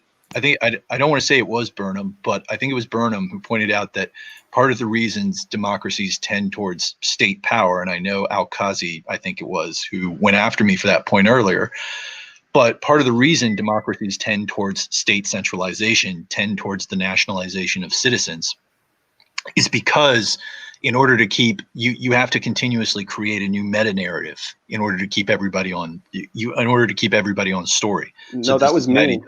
That was I think that was me who originally. I think that was one of my theories I told you. Well, regardless, the reason why it continuously happens is because states cannot survive multi-legalism. We saw that in Yugoslavia. We see that in Africa. We see that to some degree in the Middle East to this day because of post-Sykes-Picot. Different groups are going to compete against each other as they define their own interests. If that goes on for too long, and again, this isn't an exact philosophy, I can't point to exactly the point at which a society is going to fail. We're talking about trends. We're talking about action patterns. We're talking about historical elements, but it's baked into the philosophy that democracy is going to allow this process to occur. At the point at which, and basically the state is going to be left with a choice. It either has to accept dissolution of itself, or it has to accept, if at the very least autocratic and very likely more and more totalitarian forms of control. Yeah, Caesarism. This is part of the reason why I say that we've already had 3 American dictators. Well, FDR was technically, if you think about it, he was the first U.S. dictator for life. I would say that FDR was an economic dictator. He was not a military dictator, but he did things. He basically took entire sections of U.S. law and just took a giant dump all over. Not to mention concentration camps. Well, I mean, we don't even have to touch the concentration camps. But we seem to get one of these autocratic figures in American politics once every 75 years. This is part of the reason I think Curtis Yarvin has this thing where he says, if we were like the Greeks, we would count our republics. Or I think the French also do this. I think they're on the 4th republic or something like that. Yeah. If we counted our own republics, we would be on the 5th republic right now. Yeah, the 5th legal regime. But we don't do that. So this is part of the reason why we have these conservative types that are still LARPing out the ideas of the Second Republic. Like the Constitution is still a relevant document in U.S. Charlie, politics. Don't we like Charlie technically Kirk. do that with the party system? Like you've heard of the party system, like the first party system, the second party system. Yeah. I Yeah. mean, I tend to believe that what Roosevelt's contribution was that Roosevelt effectively ended democracy in the United States. I'd say Woodrow Wilson was I really think good. Wilson tried, but Wilson understood where the grass was growing. He tried, but his thing was too explicit. He basically established a police state in the U.S. Oh no, here's the Woodrow Wilson's the closest the United States has ever come to what eventually became known as fascism. Like that's what most historians like agree on that. I'm not, I'm not going to go like the whole Jonah Goldberg, liberal fascism or anything like that. No, But yeah. it is a historical fact that during the Wilson administration, the United States was basically a police state. But essentially, post Wilson, with Roosevelt, what you got was not so much the end of democracy in a formal sense. We still have elections, we still vote for politicians, but even progressives will acknowledge this. I think Bernie has acknowledged this. Of course, Noam Chomsky has been sounding the alarm on this. What about Zizek? Zizek has talked about this. What it is it's essentially ruled by bureaucracy.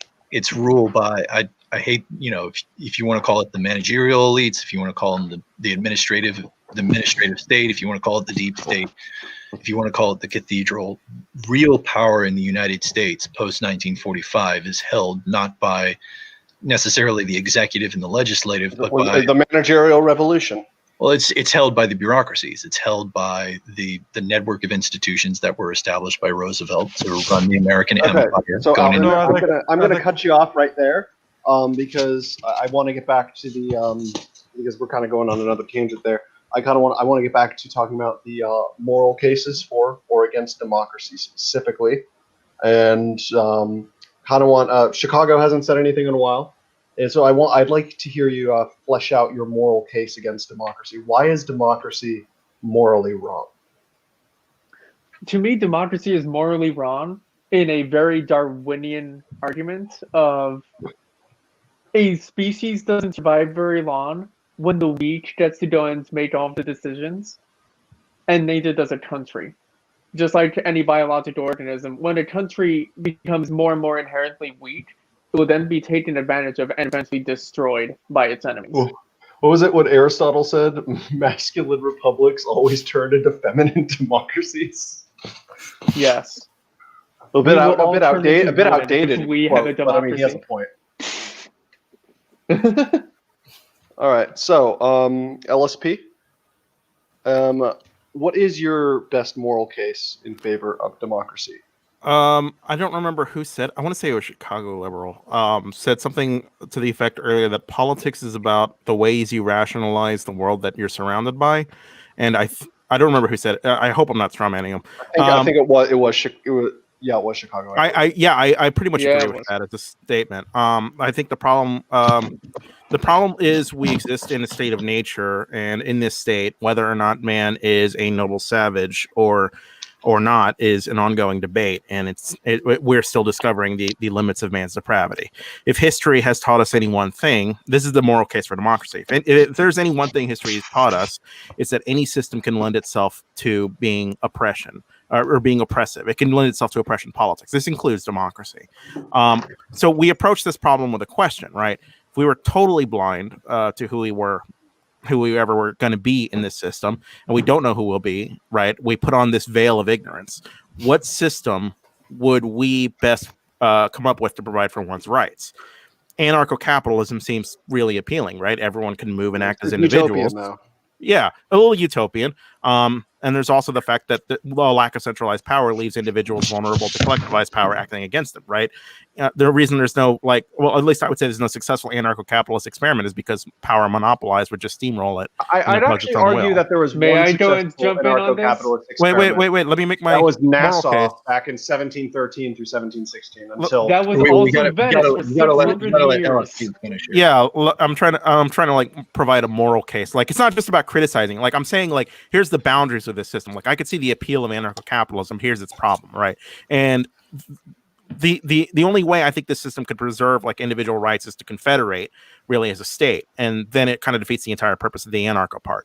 But so monarchy might seem like a better alternative in this case, right? Because instead of leaving violence at the hands of these individuals who may or may not be trustable or trustworthy, it would be better to consolidate or concentrate it all in one hand, because then it ensures that people have equal access to the means of destruction, right? Except power concentrated is power easily abused. So what's the best system that isn't concentrated? Well, the question ultimately is, what's the best system that you can have that is capable of preserving itself while also not concentrating power inappropriately? I don't think there's any system like that. You're never going to get a perfect system like that, but I think the closest you can get to that is democracy, because at least it has some checks and balances on power that's concentrated while also maintaining enough concentrated power to self-preserve. Okay. If I may jump in on that supposition that anarcho-capitalism is actually completely without a state, that is actually incorrect. In my opinion, anarcho-capitalism is merely the privatization of that state and then having the apparatuses of the state be open up for market competition. It's not a complete lack of a state, because that's impossible. Well, then, wouldn't that technically mean that anarcho-capitalism shouldn't really be called anarcho-capitalism, because it's not exactly... Correct. So it's I think a good way to call it propertarianism, maybe. Yeah, that sounds... Oh my god! I don't know. I tend to call it market statism sometimes, just to go and really screw with people's minds. Wait, But Outremer, what's so funny? What's so funny? Well, you said propertarianism. I thought you were joking. You are joking, right?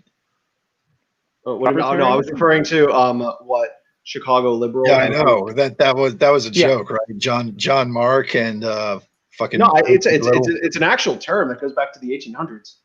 Well, I know they tried resurrecting it's a real thing, but I thought you were referring to that. I was gonna point out, you do know that was a Fed operation, right? Real? Oh, Yes. wait, the thing that because I remember there was I've talked with propertarians. I tend to think they're all Feds. Yeah. All right. Well, we won't go into that story, but yeah, no, but I'd say Chicago liberal. A good term, a good label for you would be like propertarian. But yeah, this is not God of Lords. God of Lords. For what it's worth, I didn't mean to turn this into like a ANCAP debate. I meant to just like say this is why we don't go with the system of anarcho-capitalism. Why I like to defend democracy over it. Anarcho-capitalism actually is. This whole time. LSP is what? No, I said it was a dumb joke. I said plot twist. LSP's been an ANCAP this whole time. Well, I actually like I think anarcho-capitalism is just liberalism applied to its logical ends. Like, totally. However, I don't think it's applied to its. It is not democratic at all. Like, if you've ever seen no. He said liberalism. He didn't say liberal democracy. He said liberalism. Oh yeah, liberalism, sure. Especially when applying what Mises thought of what liberalism was, then yeah, it is the ultimate expression of liberalism. But at the same time, well, that also shows that liberalism does not need a democracy to don't exist. Since Also, I have a anarcho-capitalism question. wouldn't really be democratic. Couldn't you also argue that capitalism is the most democratic economic system? Because especially when it comes to wages and currency and that sort of thing, you get to choose who you interact with. Ultimately, just how many votes chooses which candidate gets elected, which policies get enacted. Many boycotts, many dollars ultimately ends up determining whether or not a business, well, with an exception of too big to fail. But then again, that would be the equivalent of basically an election being rigged by corporate interests. But ultimately, like the economy itself. I tend to actually view capitalism as basically every single head of a household is a monarch, and then it is the series of, then it's a series of mutually agreed upon transactions between the monarchs to go and see who is the high king of all the monarchs. That's a weird way of looking at it, but that's unique, creative definition. So I respect. I just don't like democracy, so. Yeah. Anyway, haven't heard from you in a while, Tristan. So going kind of back to a point you were making sorry, I'm really bad at pronouncing names. Alcazai? Yes. you guys have never actually addressed the point of what do you do when this majority is trying to oppress a minority? Because that philosophically is one of the worst aspects of democracy. Like, you can let the voters who win and oppress the voters who lose. Well, I can make one defense for this. When you take the U.S. Constitution, you can't do anything that's unconstitutional without, I believe it's like 2/3 of the Senate and 3/4 of the states. And so that is what I would say is a reasonable restriction on democracy. But that's Because- obviously So the less assumed- democracy, the but that's- better. Then, No, no, and then no, even no, even I within think there that needs to be a framework middle of the, ground. no, but even within that framework of the debate, like, it's not like the Constitution's followed at this point. no, it's not. Like the Bill of Rights is more of a letter to Santa at this point than it is any restriction on democracy. No, see, you need some reasonable restrictions on democracy. I'm not saying you don't need no democracy. I actually have. I'm sorry. Did you want him to respond to that, Tristan? Or I have a good launch point for my own sort of point. If Politicrat wanted to let me have a go at it. Let's see. Let's see if anybody else wants to get in a word first, and then if not, then we can. Yeah, jump in here. I have a point. Can put limitations on a democratic system. You can have a constitution that limits the power of the state, so that majoritarianism doesn't rule. So, like, if like one group of people wants to commit a genocide against another group of people, like you have systems in place that cannot allow that to happen. But ultimately, and this is one point I was getting with Grayson, is that the constraints shed off. Like, if you look, like, all the constraints towards voting are starting to be shed, and more people are being allowed to vote. If you look, like, the Bill of Rights of the Constitution is being torn apart. So Well, even what I'm saying is these constraints ultimately don't work. Well, Okay, where- I have a do these- hypothetical proposal. Oh, you go, Grayson. I'm sorry. I was just going to ask, where do these restrictions say that these certain people can't vote? Because there is no chapter in the Bill of Rights that says that felons can't vote. There's no chapter in the Bill of Rights that says that this certain type of people can't vote. That's Grayson, ultimately- may I point out the point that Tristan is making is that he's making a connected point to the leftward shift, the slow deterioration of those restrictions over time. Let me put this out there. I like liberalism. I, to a certain degree, like democracy. I like the idea that we can come together in a chat, and even though we have radically different worldviews and what we want, we can still have a relatively civil debate, at least, overall. The problem that I think Tristan is driving at, and the problem that I have been driving at, is that democracy does not maintain democracy. You can put constitutional restrictions in place, but are we really going to argue that the dominant political philosophy of the United States right now, even under a conservative Supreme Court, we just nominated another conservative justice to Supreme Court, are we really going to try and argue that the philosophy of how the U.S. interprets rights is not the living Constitution? Let me put it like this: if your rights can be interpreted, or let's look at the legal record of the Constitution. Half of the rights in the Constitution have been declared null and void by the order of the Supreme Court. Rights are read in the Constitution on an almost generational basis that have no effect on even the most radical, that have no bearing on even the most radical opinions of the most radical founding fathers.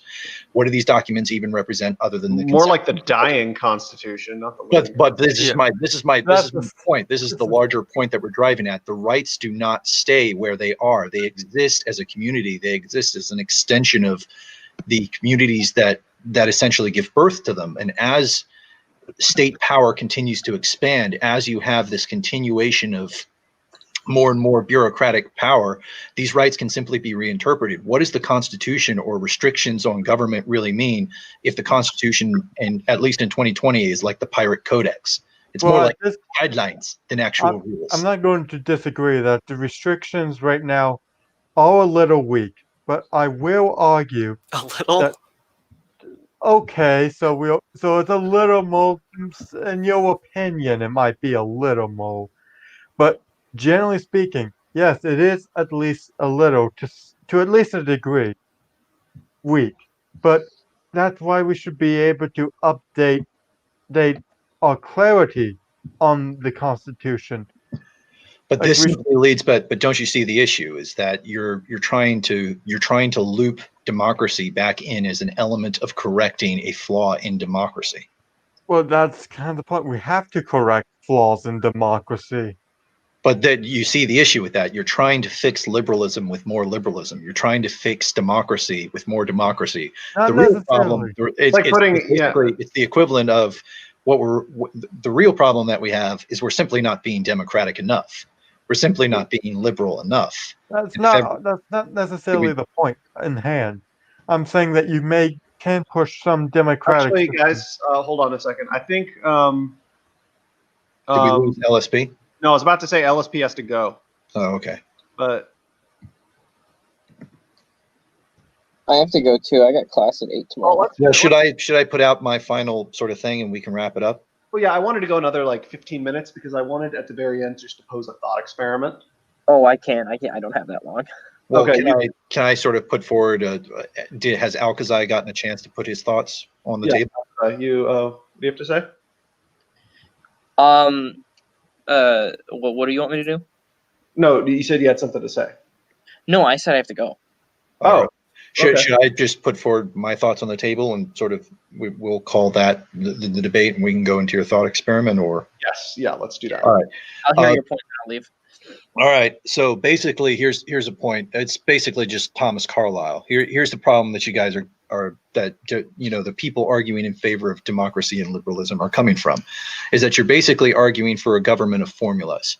And the basic rebuttal of that is there's no such thing as a government of laws, only a government of people who interpret the laws. Who you have in charge actually does matter. The project of the 19th and 20th centuries, the project of the Enlightenment was basically the understanding that power can be abused and therefore it's evil. So what we need to do is we need to find the model of perfect government. And I've heard a lot of it right here. It's everybody trying to propose the exact form of neoliberalism or anarcho-capitalism so that we can stick it into the keyhole and thereby declare the problem of government to be universally solved. That's not the way power works. Power is kinetic. Power is continuous. Power always survives. Sovereignty is always conserved.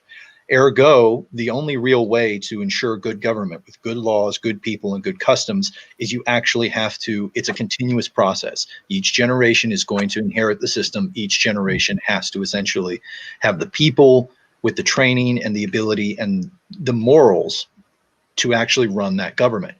If you essentially create a government of formulas, if you essentially create a system in which you can think you can solve politics, that doesn't stop the system from being gamed. Someone somewhere will always find a way to game your system, to destroy your system from the inside out.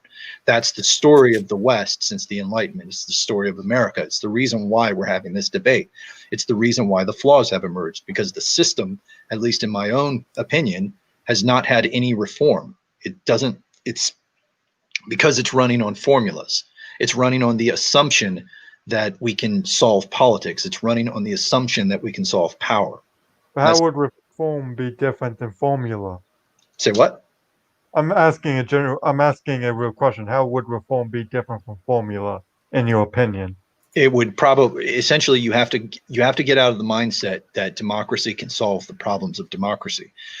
Even in the United States, the contradictions have been severe, and I would argue we've already had 3 autocrats over our history: Lincoln, Wilson, Roosevelt. Each one marked a new regime in American politics in which the understanding of the Constitution was changed, in which state power was further and further centralized, and in which the old arguments about what it was to be an American fundamentally shifted.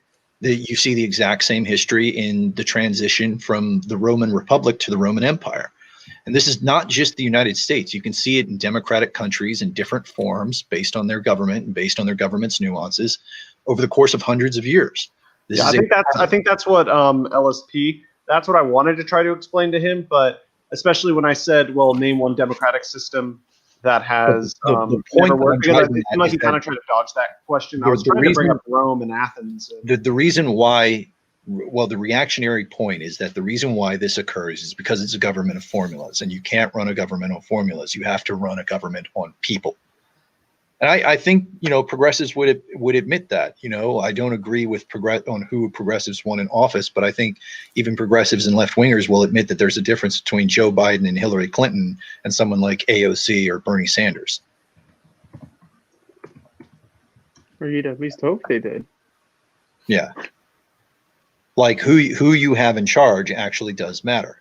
And if you accept that, then you fundamentally have to accept that there's a flaw in the way in which democracies are run, because the core raison d'etre of democracies is that power can be abused, and therefore it's evil.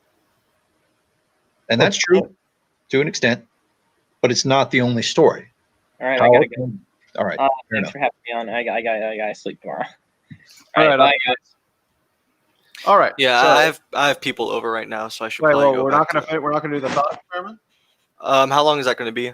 Oh, I was just gonna do. It was just gonna be another 10 minutes. Oh, okay, sweet. Yeah, that should work. All right. So thought experiment time. Hold on. Just need to do something real quick. I kind of wish LSP were here for this, but let's just. I mean, you got guys from 4 different elements of the aisle right now, so. I don't agree with Tristan, and Tristan doesn't agree with Jason, and Grayson doesn't agree with you, so we should be good. Okay. So, all right.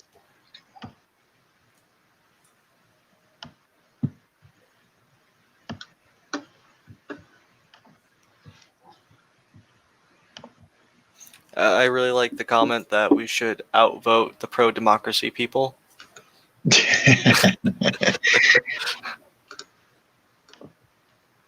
I'm sorry, I'm totally on Streamlabs right now, so I'm missing the chat. You can go to comments, I think. There we go. All right, thought experiment time. Okay. Let me ask you straight up. Are you going to ask, does service guarantee citizenship? No, I'm actually going to go a little deeper than that. No, but so what if? So basically, I think we pretty much, with the exception of LSP, and I don't know what Alcazar's position was on this, but too much democracy, because the source of democracy's death lies within itself. I think at least that's what you and I agree, Outremer. But what if there were certain constraints that were put into place that prevented democracy from destroying itself, similar to how there are certain regulations that are put, and this is just hypothetical. I don't get mad at me, Chicago, but regulations that are put into place around the free market. That's the best analogy I can think of. What if you regulated the democratic system in such a way? What if, for instance, the right, you are not born with the right to vote, but you are born with the right to obtain suffrage, guaranteed. So it's like, so it doesn't just have to be military service, but it could be some kind of you give up 1 or 2 years of your life, prove to the country, prove to society that you actually deserve to have a say in the system that ultimately affects their lives. Like, why should somebody? Precisely what Starship. What Starship Troopers is. Well, no, yeah, but why should somebody who served 2 tours of Afghanistan, or actually, why should a couch potato, a fat ass couch potato, 30 years old, he is willfully unemployed, living in his parents' basement, sitting on the couch, munching on potato chips, watching the Kardashians? Let me ask you a question. Is this a question about tiered voting? No.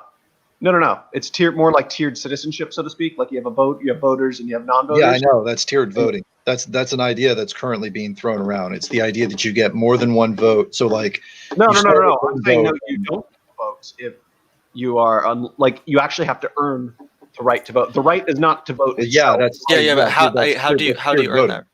How do you earn that right? Like I sometime- can explain the like concept. a year or The two of concept is that, voluntary like, for example, you get additional votes based on like your lifestyle. So if you pay taxes, that's another vote. If you get married, that's another vote. You get another vote based on how many kids that you have. You get another vote based on whether or not you serve in the military. You get another vote based that on. makes it more confusing. Well, Yeah. sweet Jesus, the I would. Amish are going to have so many goddamn votes. They're Well, gonna have yeah, 12 that's the each. idea is that Those like, polygamy guys, those guys really get votes. it's like distributism, but applied to liberalism. But I will. It's- Liberal Just liberal- distributism. would say, but Just I go would say I would be against Distributalism. that form of system of voting, but I would not be totally against some regulation saying who can and can't vote. Like, I personally would want people to vote to at least be literate. I would Yes. probably. Make Yeah, them take the test. In order to keep democracy in check, in order for democracy to work, you need to keep it in chains. Yeah. It's a So- pretty So in heavy this change, hypothetical, if I the may change add. stay regardless. Yeah. So like, we're pretending that it's not gonna like fall apart, like we were arguing earlier. No, that's why I think it should be like more or less. The system needs to be predicated on a firm notion, a emphasis on civic virtue. I think, because the thing is, you should be able to do your due diligence to society to prove that you have a right to make decisions that affect them. Because voting. I mean, you are exercising political power. I know I'm basically. I know I basically sound like a broken hindline right now, but May I ask a question, Politocrat? of course. How are you going to teach civic virtue? Well, you'd have to ingrain it, for instance. That's actually a good question. It depends on how on how the society itself is organized. Where'd he go? Well, how would you personally do it then? How would I'm actually gonna have to think on that.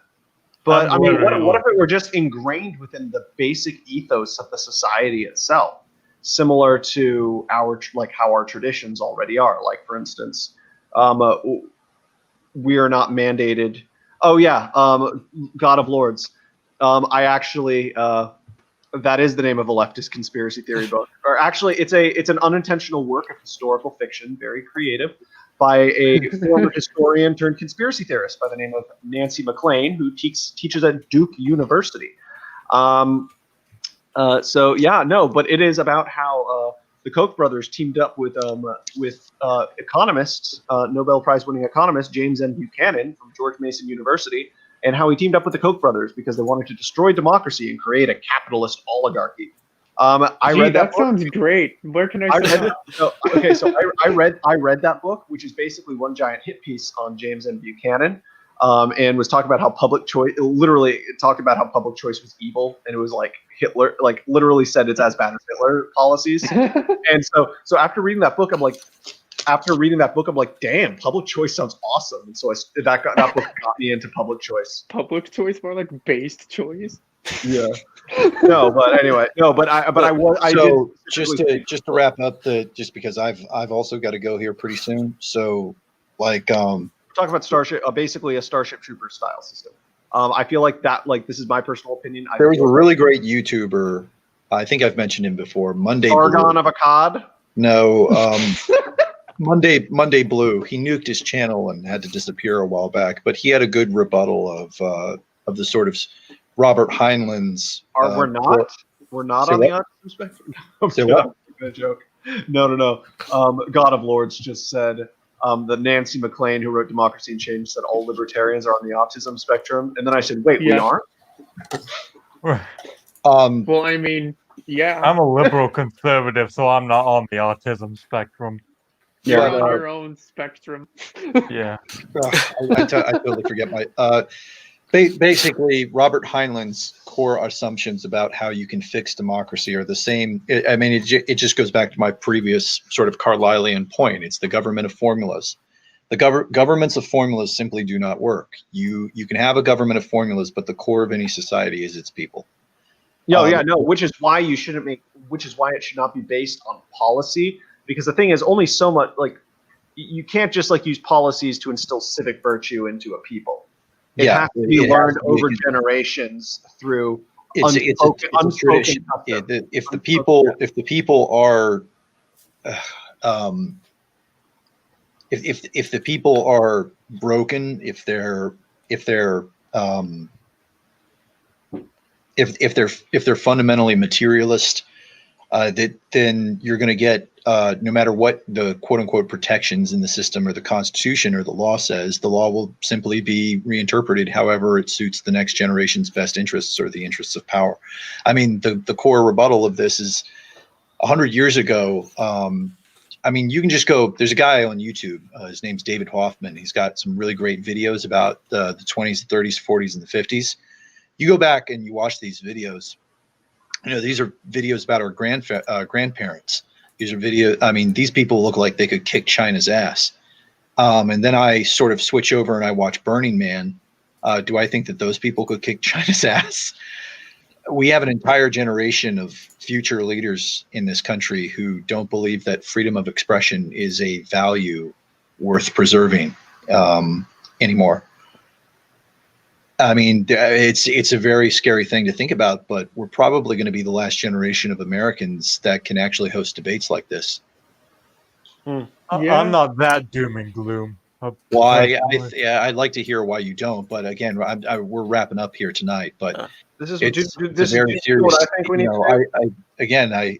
I look at the kinds of proposals that are coming out of the primary power centers of the United States today. I don't think that's hyperbolic.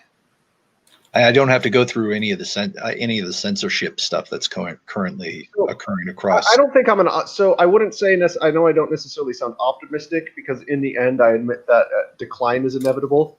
But I like to see us because especially looking at historical parallels, we are more the Roman Republic in decline. We are not the Roman Empire in decline, which means we have a chance to get our shit together and enjoy another 400 years of prosperity. I know that sounds very reductive. Well, however, I hope you realize how the Roman Empire managed to come out of the Republic. It was not a seamless transition, and it was very, it wasn't. very It's painful. not. No, and the thing is, maybe we need that. Maybe we need a struggle like that. Like, I don't want to use the term civil war because that's hyperbolic. I don't want to sound like fucking Tim Pool, but maybe we need some sort of I think things are only going to get worse before they get better. But maybe we need that in order to sort of reemerge, reinvigorate ourselves. Because the thing is, from my view of history in general, I think that the Roman Empire was a subconscious attempt by the people of the Greco-Roman world to try to find Christianity, so to speak. I know that sounds weird, but I don't mean especially considering that the Roman Empire is older than Christianity. No, but what I mean is, it was an attempt. I actually agree with him in a certain way, but it was an attempt it was an attempt to try to search for a new ethos through which they could then rebuild society. Like the Roman Empire was created on the assumption that civilization was collapsing and it needed to hold itself together until it could find a new, fresh foundation. Dude, it's that. Man, you're. Well, we won't go down that rabbit hole just yet. We can save that. I would pencil that in for another debate. I think I'm gonna want to do that for the philosophy podcast. I know Tristan's got to bail here, I've also got to go. So, do you want to wrap up with closing statements? Yeah. On that note, so yeah, let's. Can I tackle both your thought experiment and democracy kind of in one final argument? Yeah, go ahead. And that's ultimately, one vote per one person, unless you are suggesting tiered voting. But ultimately, I think the best way to do that is via the free market, like what you can produce in voluntary trade. I don't think there's necessarily a political system in it. I could create a caste system, though. That's the thing. And I'm not talking about, hierarchy is one thing. Hierarchies are good. It's natural. However, a caste system is less fluid.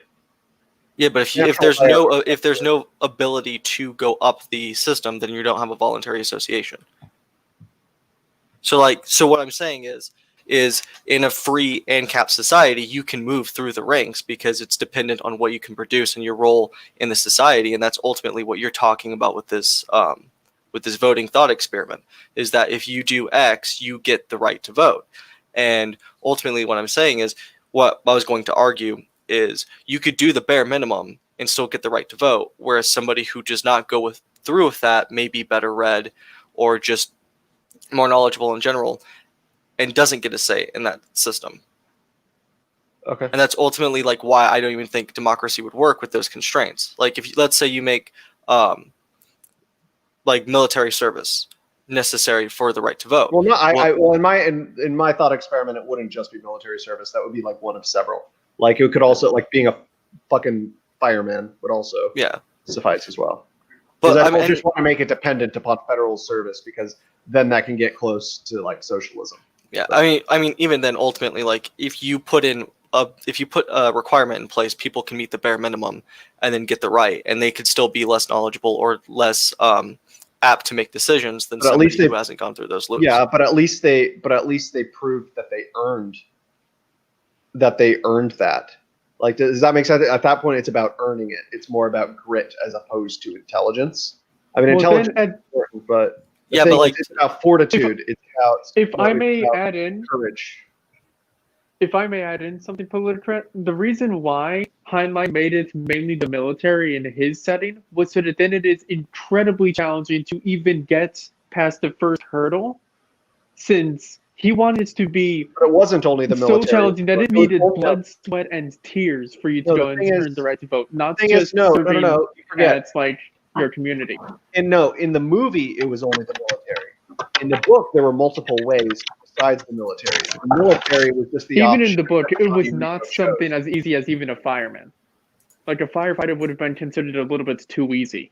Well, the thing is, for our society, you're going to need to start at a certain place. You can't just automatically jump and say, okay, you have to do this hard thing. People will not accept that. However, you have to do it gradually. So start opening. Like, did you see what I mean? Like, you'd have to make several options at first. Well, here's the thing. So we're doing this thought experiment as we're changing American society instead of creating a brand new society. Then. Yeah, we're trying to build like the Roman Empire to America's Roman Republic, so we can discover a new foundation upon which to build the next civilization. I would say though that I think the whole military and firefighter thing may have one little disadvantage because there is the whole issue of physically disabled. I'm not talking about the mental. They'd also know they would have options as well. Yeah, I think they will not be locking them out. It is completely guaranteed. There will be something for everybody. I think that should be a thing because if we just made it just military, then that would go too. Yeah, no, it would not just be military. Exactly. Like there are some military jobs that you can have for physically disabled. Actually, if you are like in it didn't use these words, but it's if you are an 80-year-old blind, deaf, retarded person, they'll find you something to do. You have that right. Here, let me use an analogy to kind of explain why I have issues with this, and that's like the university system and getting a degree.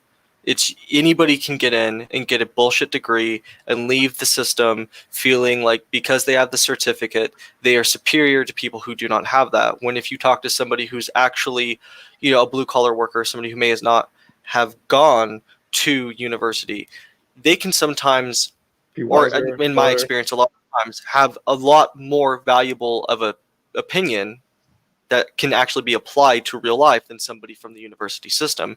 And a lot of these degrees are bullshit, like gender studies. It's essentially you need to go through this hoop to be allowed to do X. In this case, it's the job market. Therefore, we'll provide you an easy pathway. You do it. You now get this sense of superiority over other people. And I can see that working the exact same way. You have all these avenues to vote, and ultimately they may not be the best gauge as to whether or not somebody should influence civilization. Well, maybe also add a civics test to that too, like an intensive civics test. Hmm. Well, what would be the passing threshold? Because I would I say don't know. no I less think than we're just getting into what ifs at this point. I think we've been going on for almost 2.5 hours. I think it's about time that we. I have to sleep too. All right, so we will now do closing thoughts. We will start with Grayson. I don't know what my thoughts are. I mean, other than I'm glad I actually spoke for more than 3 lines this time. Okay, Tristan. And ultimately, my argument against democracy boils down to it is ultimately going to lead to one group oppressing another through the state, through the right to vote, and it's going right to vote. So therefore, you're always going to have different infringements on people's rights, namely the only right, private property rights. So no matter which way you slice it, democracy is going to ultimately cut down or raise people's time preference. It's going to enable envy. It's going to allow one group to dominate another. It's going to put culture in a political. It'll make any cultural issue a political issue, which then will divide people more, inflame tension, and in a system like we have now where you have to interact with these people, there is no right to secession, you're going to end up with the problem that we have now in the streets. So democracy ultimately leads to, as Hoppe would put it, decivilization. Okay, Outremer? I mean, I wish LSP and Alcaz were still in the debate, but yeah, Tristan more or less summarized it pretty well. I don't have anything to add. Okay, Chicago? Well, other than what Tristan said, I don't have anything else to go and add. However, I would actually suggest maybe we can go and revisit this thought experiment for a stream sometime, with all of us present, because I would love to go and flesh this out more and actually go and have very in-depth arguments about every single part of this experiment of yours. Okay, yeah, no, I'd love to. I mean, I'm just trying to figure out, would that be a better political pigpen, or would that be a better, more for the philosophy live stream that I've said You need to. I mean, there's going to be. This is definitely a philosophy thing. There's got to be this thing where there's. I would recommend it in a philosophy stream, but for the Homo sapien agenda. Yeah, there's got to be a little bit more control when you get people from radically different sections and aisles. Yeah, no, that's going to be completely different. It's not going to be. It's not so much going to be debating politics. It's more so going to be discussing. Well, I'm just saying, even as far as the debates go, then, we're going to be able. I'll make sure to. I was keeping a notepad throughout the debate, and people were coming at me with a lot of points early on. So there's got to be some kind of. I'm not saying we got to go full presidential debates and mute mics and all that sort of stuff, but there's got to be. I did not like that I had to do that a few times. But there's got to be some time kind to of go, in Mr. which President, people get 1 minute to 2 times. minutes to 3 minute rebuttals, just because I'm not going to do this whole Vouch thing where I just scream at random leftists on the internet. I douse Sorry my about brain. going after you, by the way. Say what? Sorry about going after you too many times today, by the way. You're good, man. It's just I work long enough hours to save myself the serotonin. Yeah, I mean, and I would have loved to hear more from I would have loved to hear more from Grayson Chicago, and I spaced his name Alcazai. Yeah. Yeah, I too would like to not have an impromptu vacation to Brazil in the Is the thing, LSP and Outremer, they have a lot to say. Well, I mean, that's not a bad thing. It's just sometimes we did get tied down in the weeds there when we started flexing against each other. But it's going to be one of the sorts of things where this is the reason why if you've got 6 people in a conversation, you're usually going to have one person and another person sort of dominating the conversation. But we got to wrap this up. So just for future reference, I would suggest timed rebuttals, timed responses, and all that sort of stuff. Yeah, that's sort of what I was starting to go for in the beginning, but then I realized I don't have any.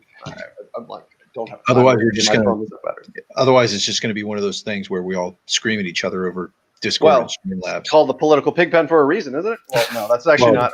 That's not a good argument. But anyway, all right. No, but anyway, so thank you all for coming tonight. I think it was, even though there was some yelling, I think it was interesting. The drama was very entertaining and even enlightening to an extent. And it was kind of interesting how you guys it toned down over time. You guys at least sort of started to understand where you guys were coming from. But anyway, so thank you everybody who stayed and watched this entire thing. I think this is one of our most successful streams yet. Definitely one of the most engaging ones. In addition to that, remember, if I get to 320 subscribers by December 17th, the Roman Saturnalia, the ancient solstice festival, I will end up purchasing 12 children's books and personally donating them to my state's literacy council to help underprivileged children so they can have something to open up on the holidays. And in addition to that, if I get 400 400 subscribers by December 31st, I will personally make a long-form video essay, around a half-hour long, in which I focus on which I discuss the political, the metaphysical, philosophical, the epistemological, and the religious themes of Shrek. Yes. Do it. So everybody, just go ahead and subscribe to me. You just have to press that little button. Really help. Ring the dinger or whatever. That sounded weird. And also, I will have my very first YouTube channel giveaway coming out soon at some point. So you're going to want to subscribe. So yeah. Anyway, thank you everybody for showing up, for coming to the pig pen tonight. But it's time for the little piggies to go to bed. Thanks for having me. Oink. Was fun.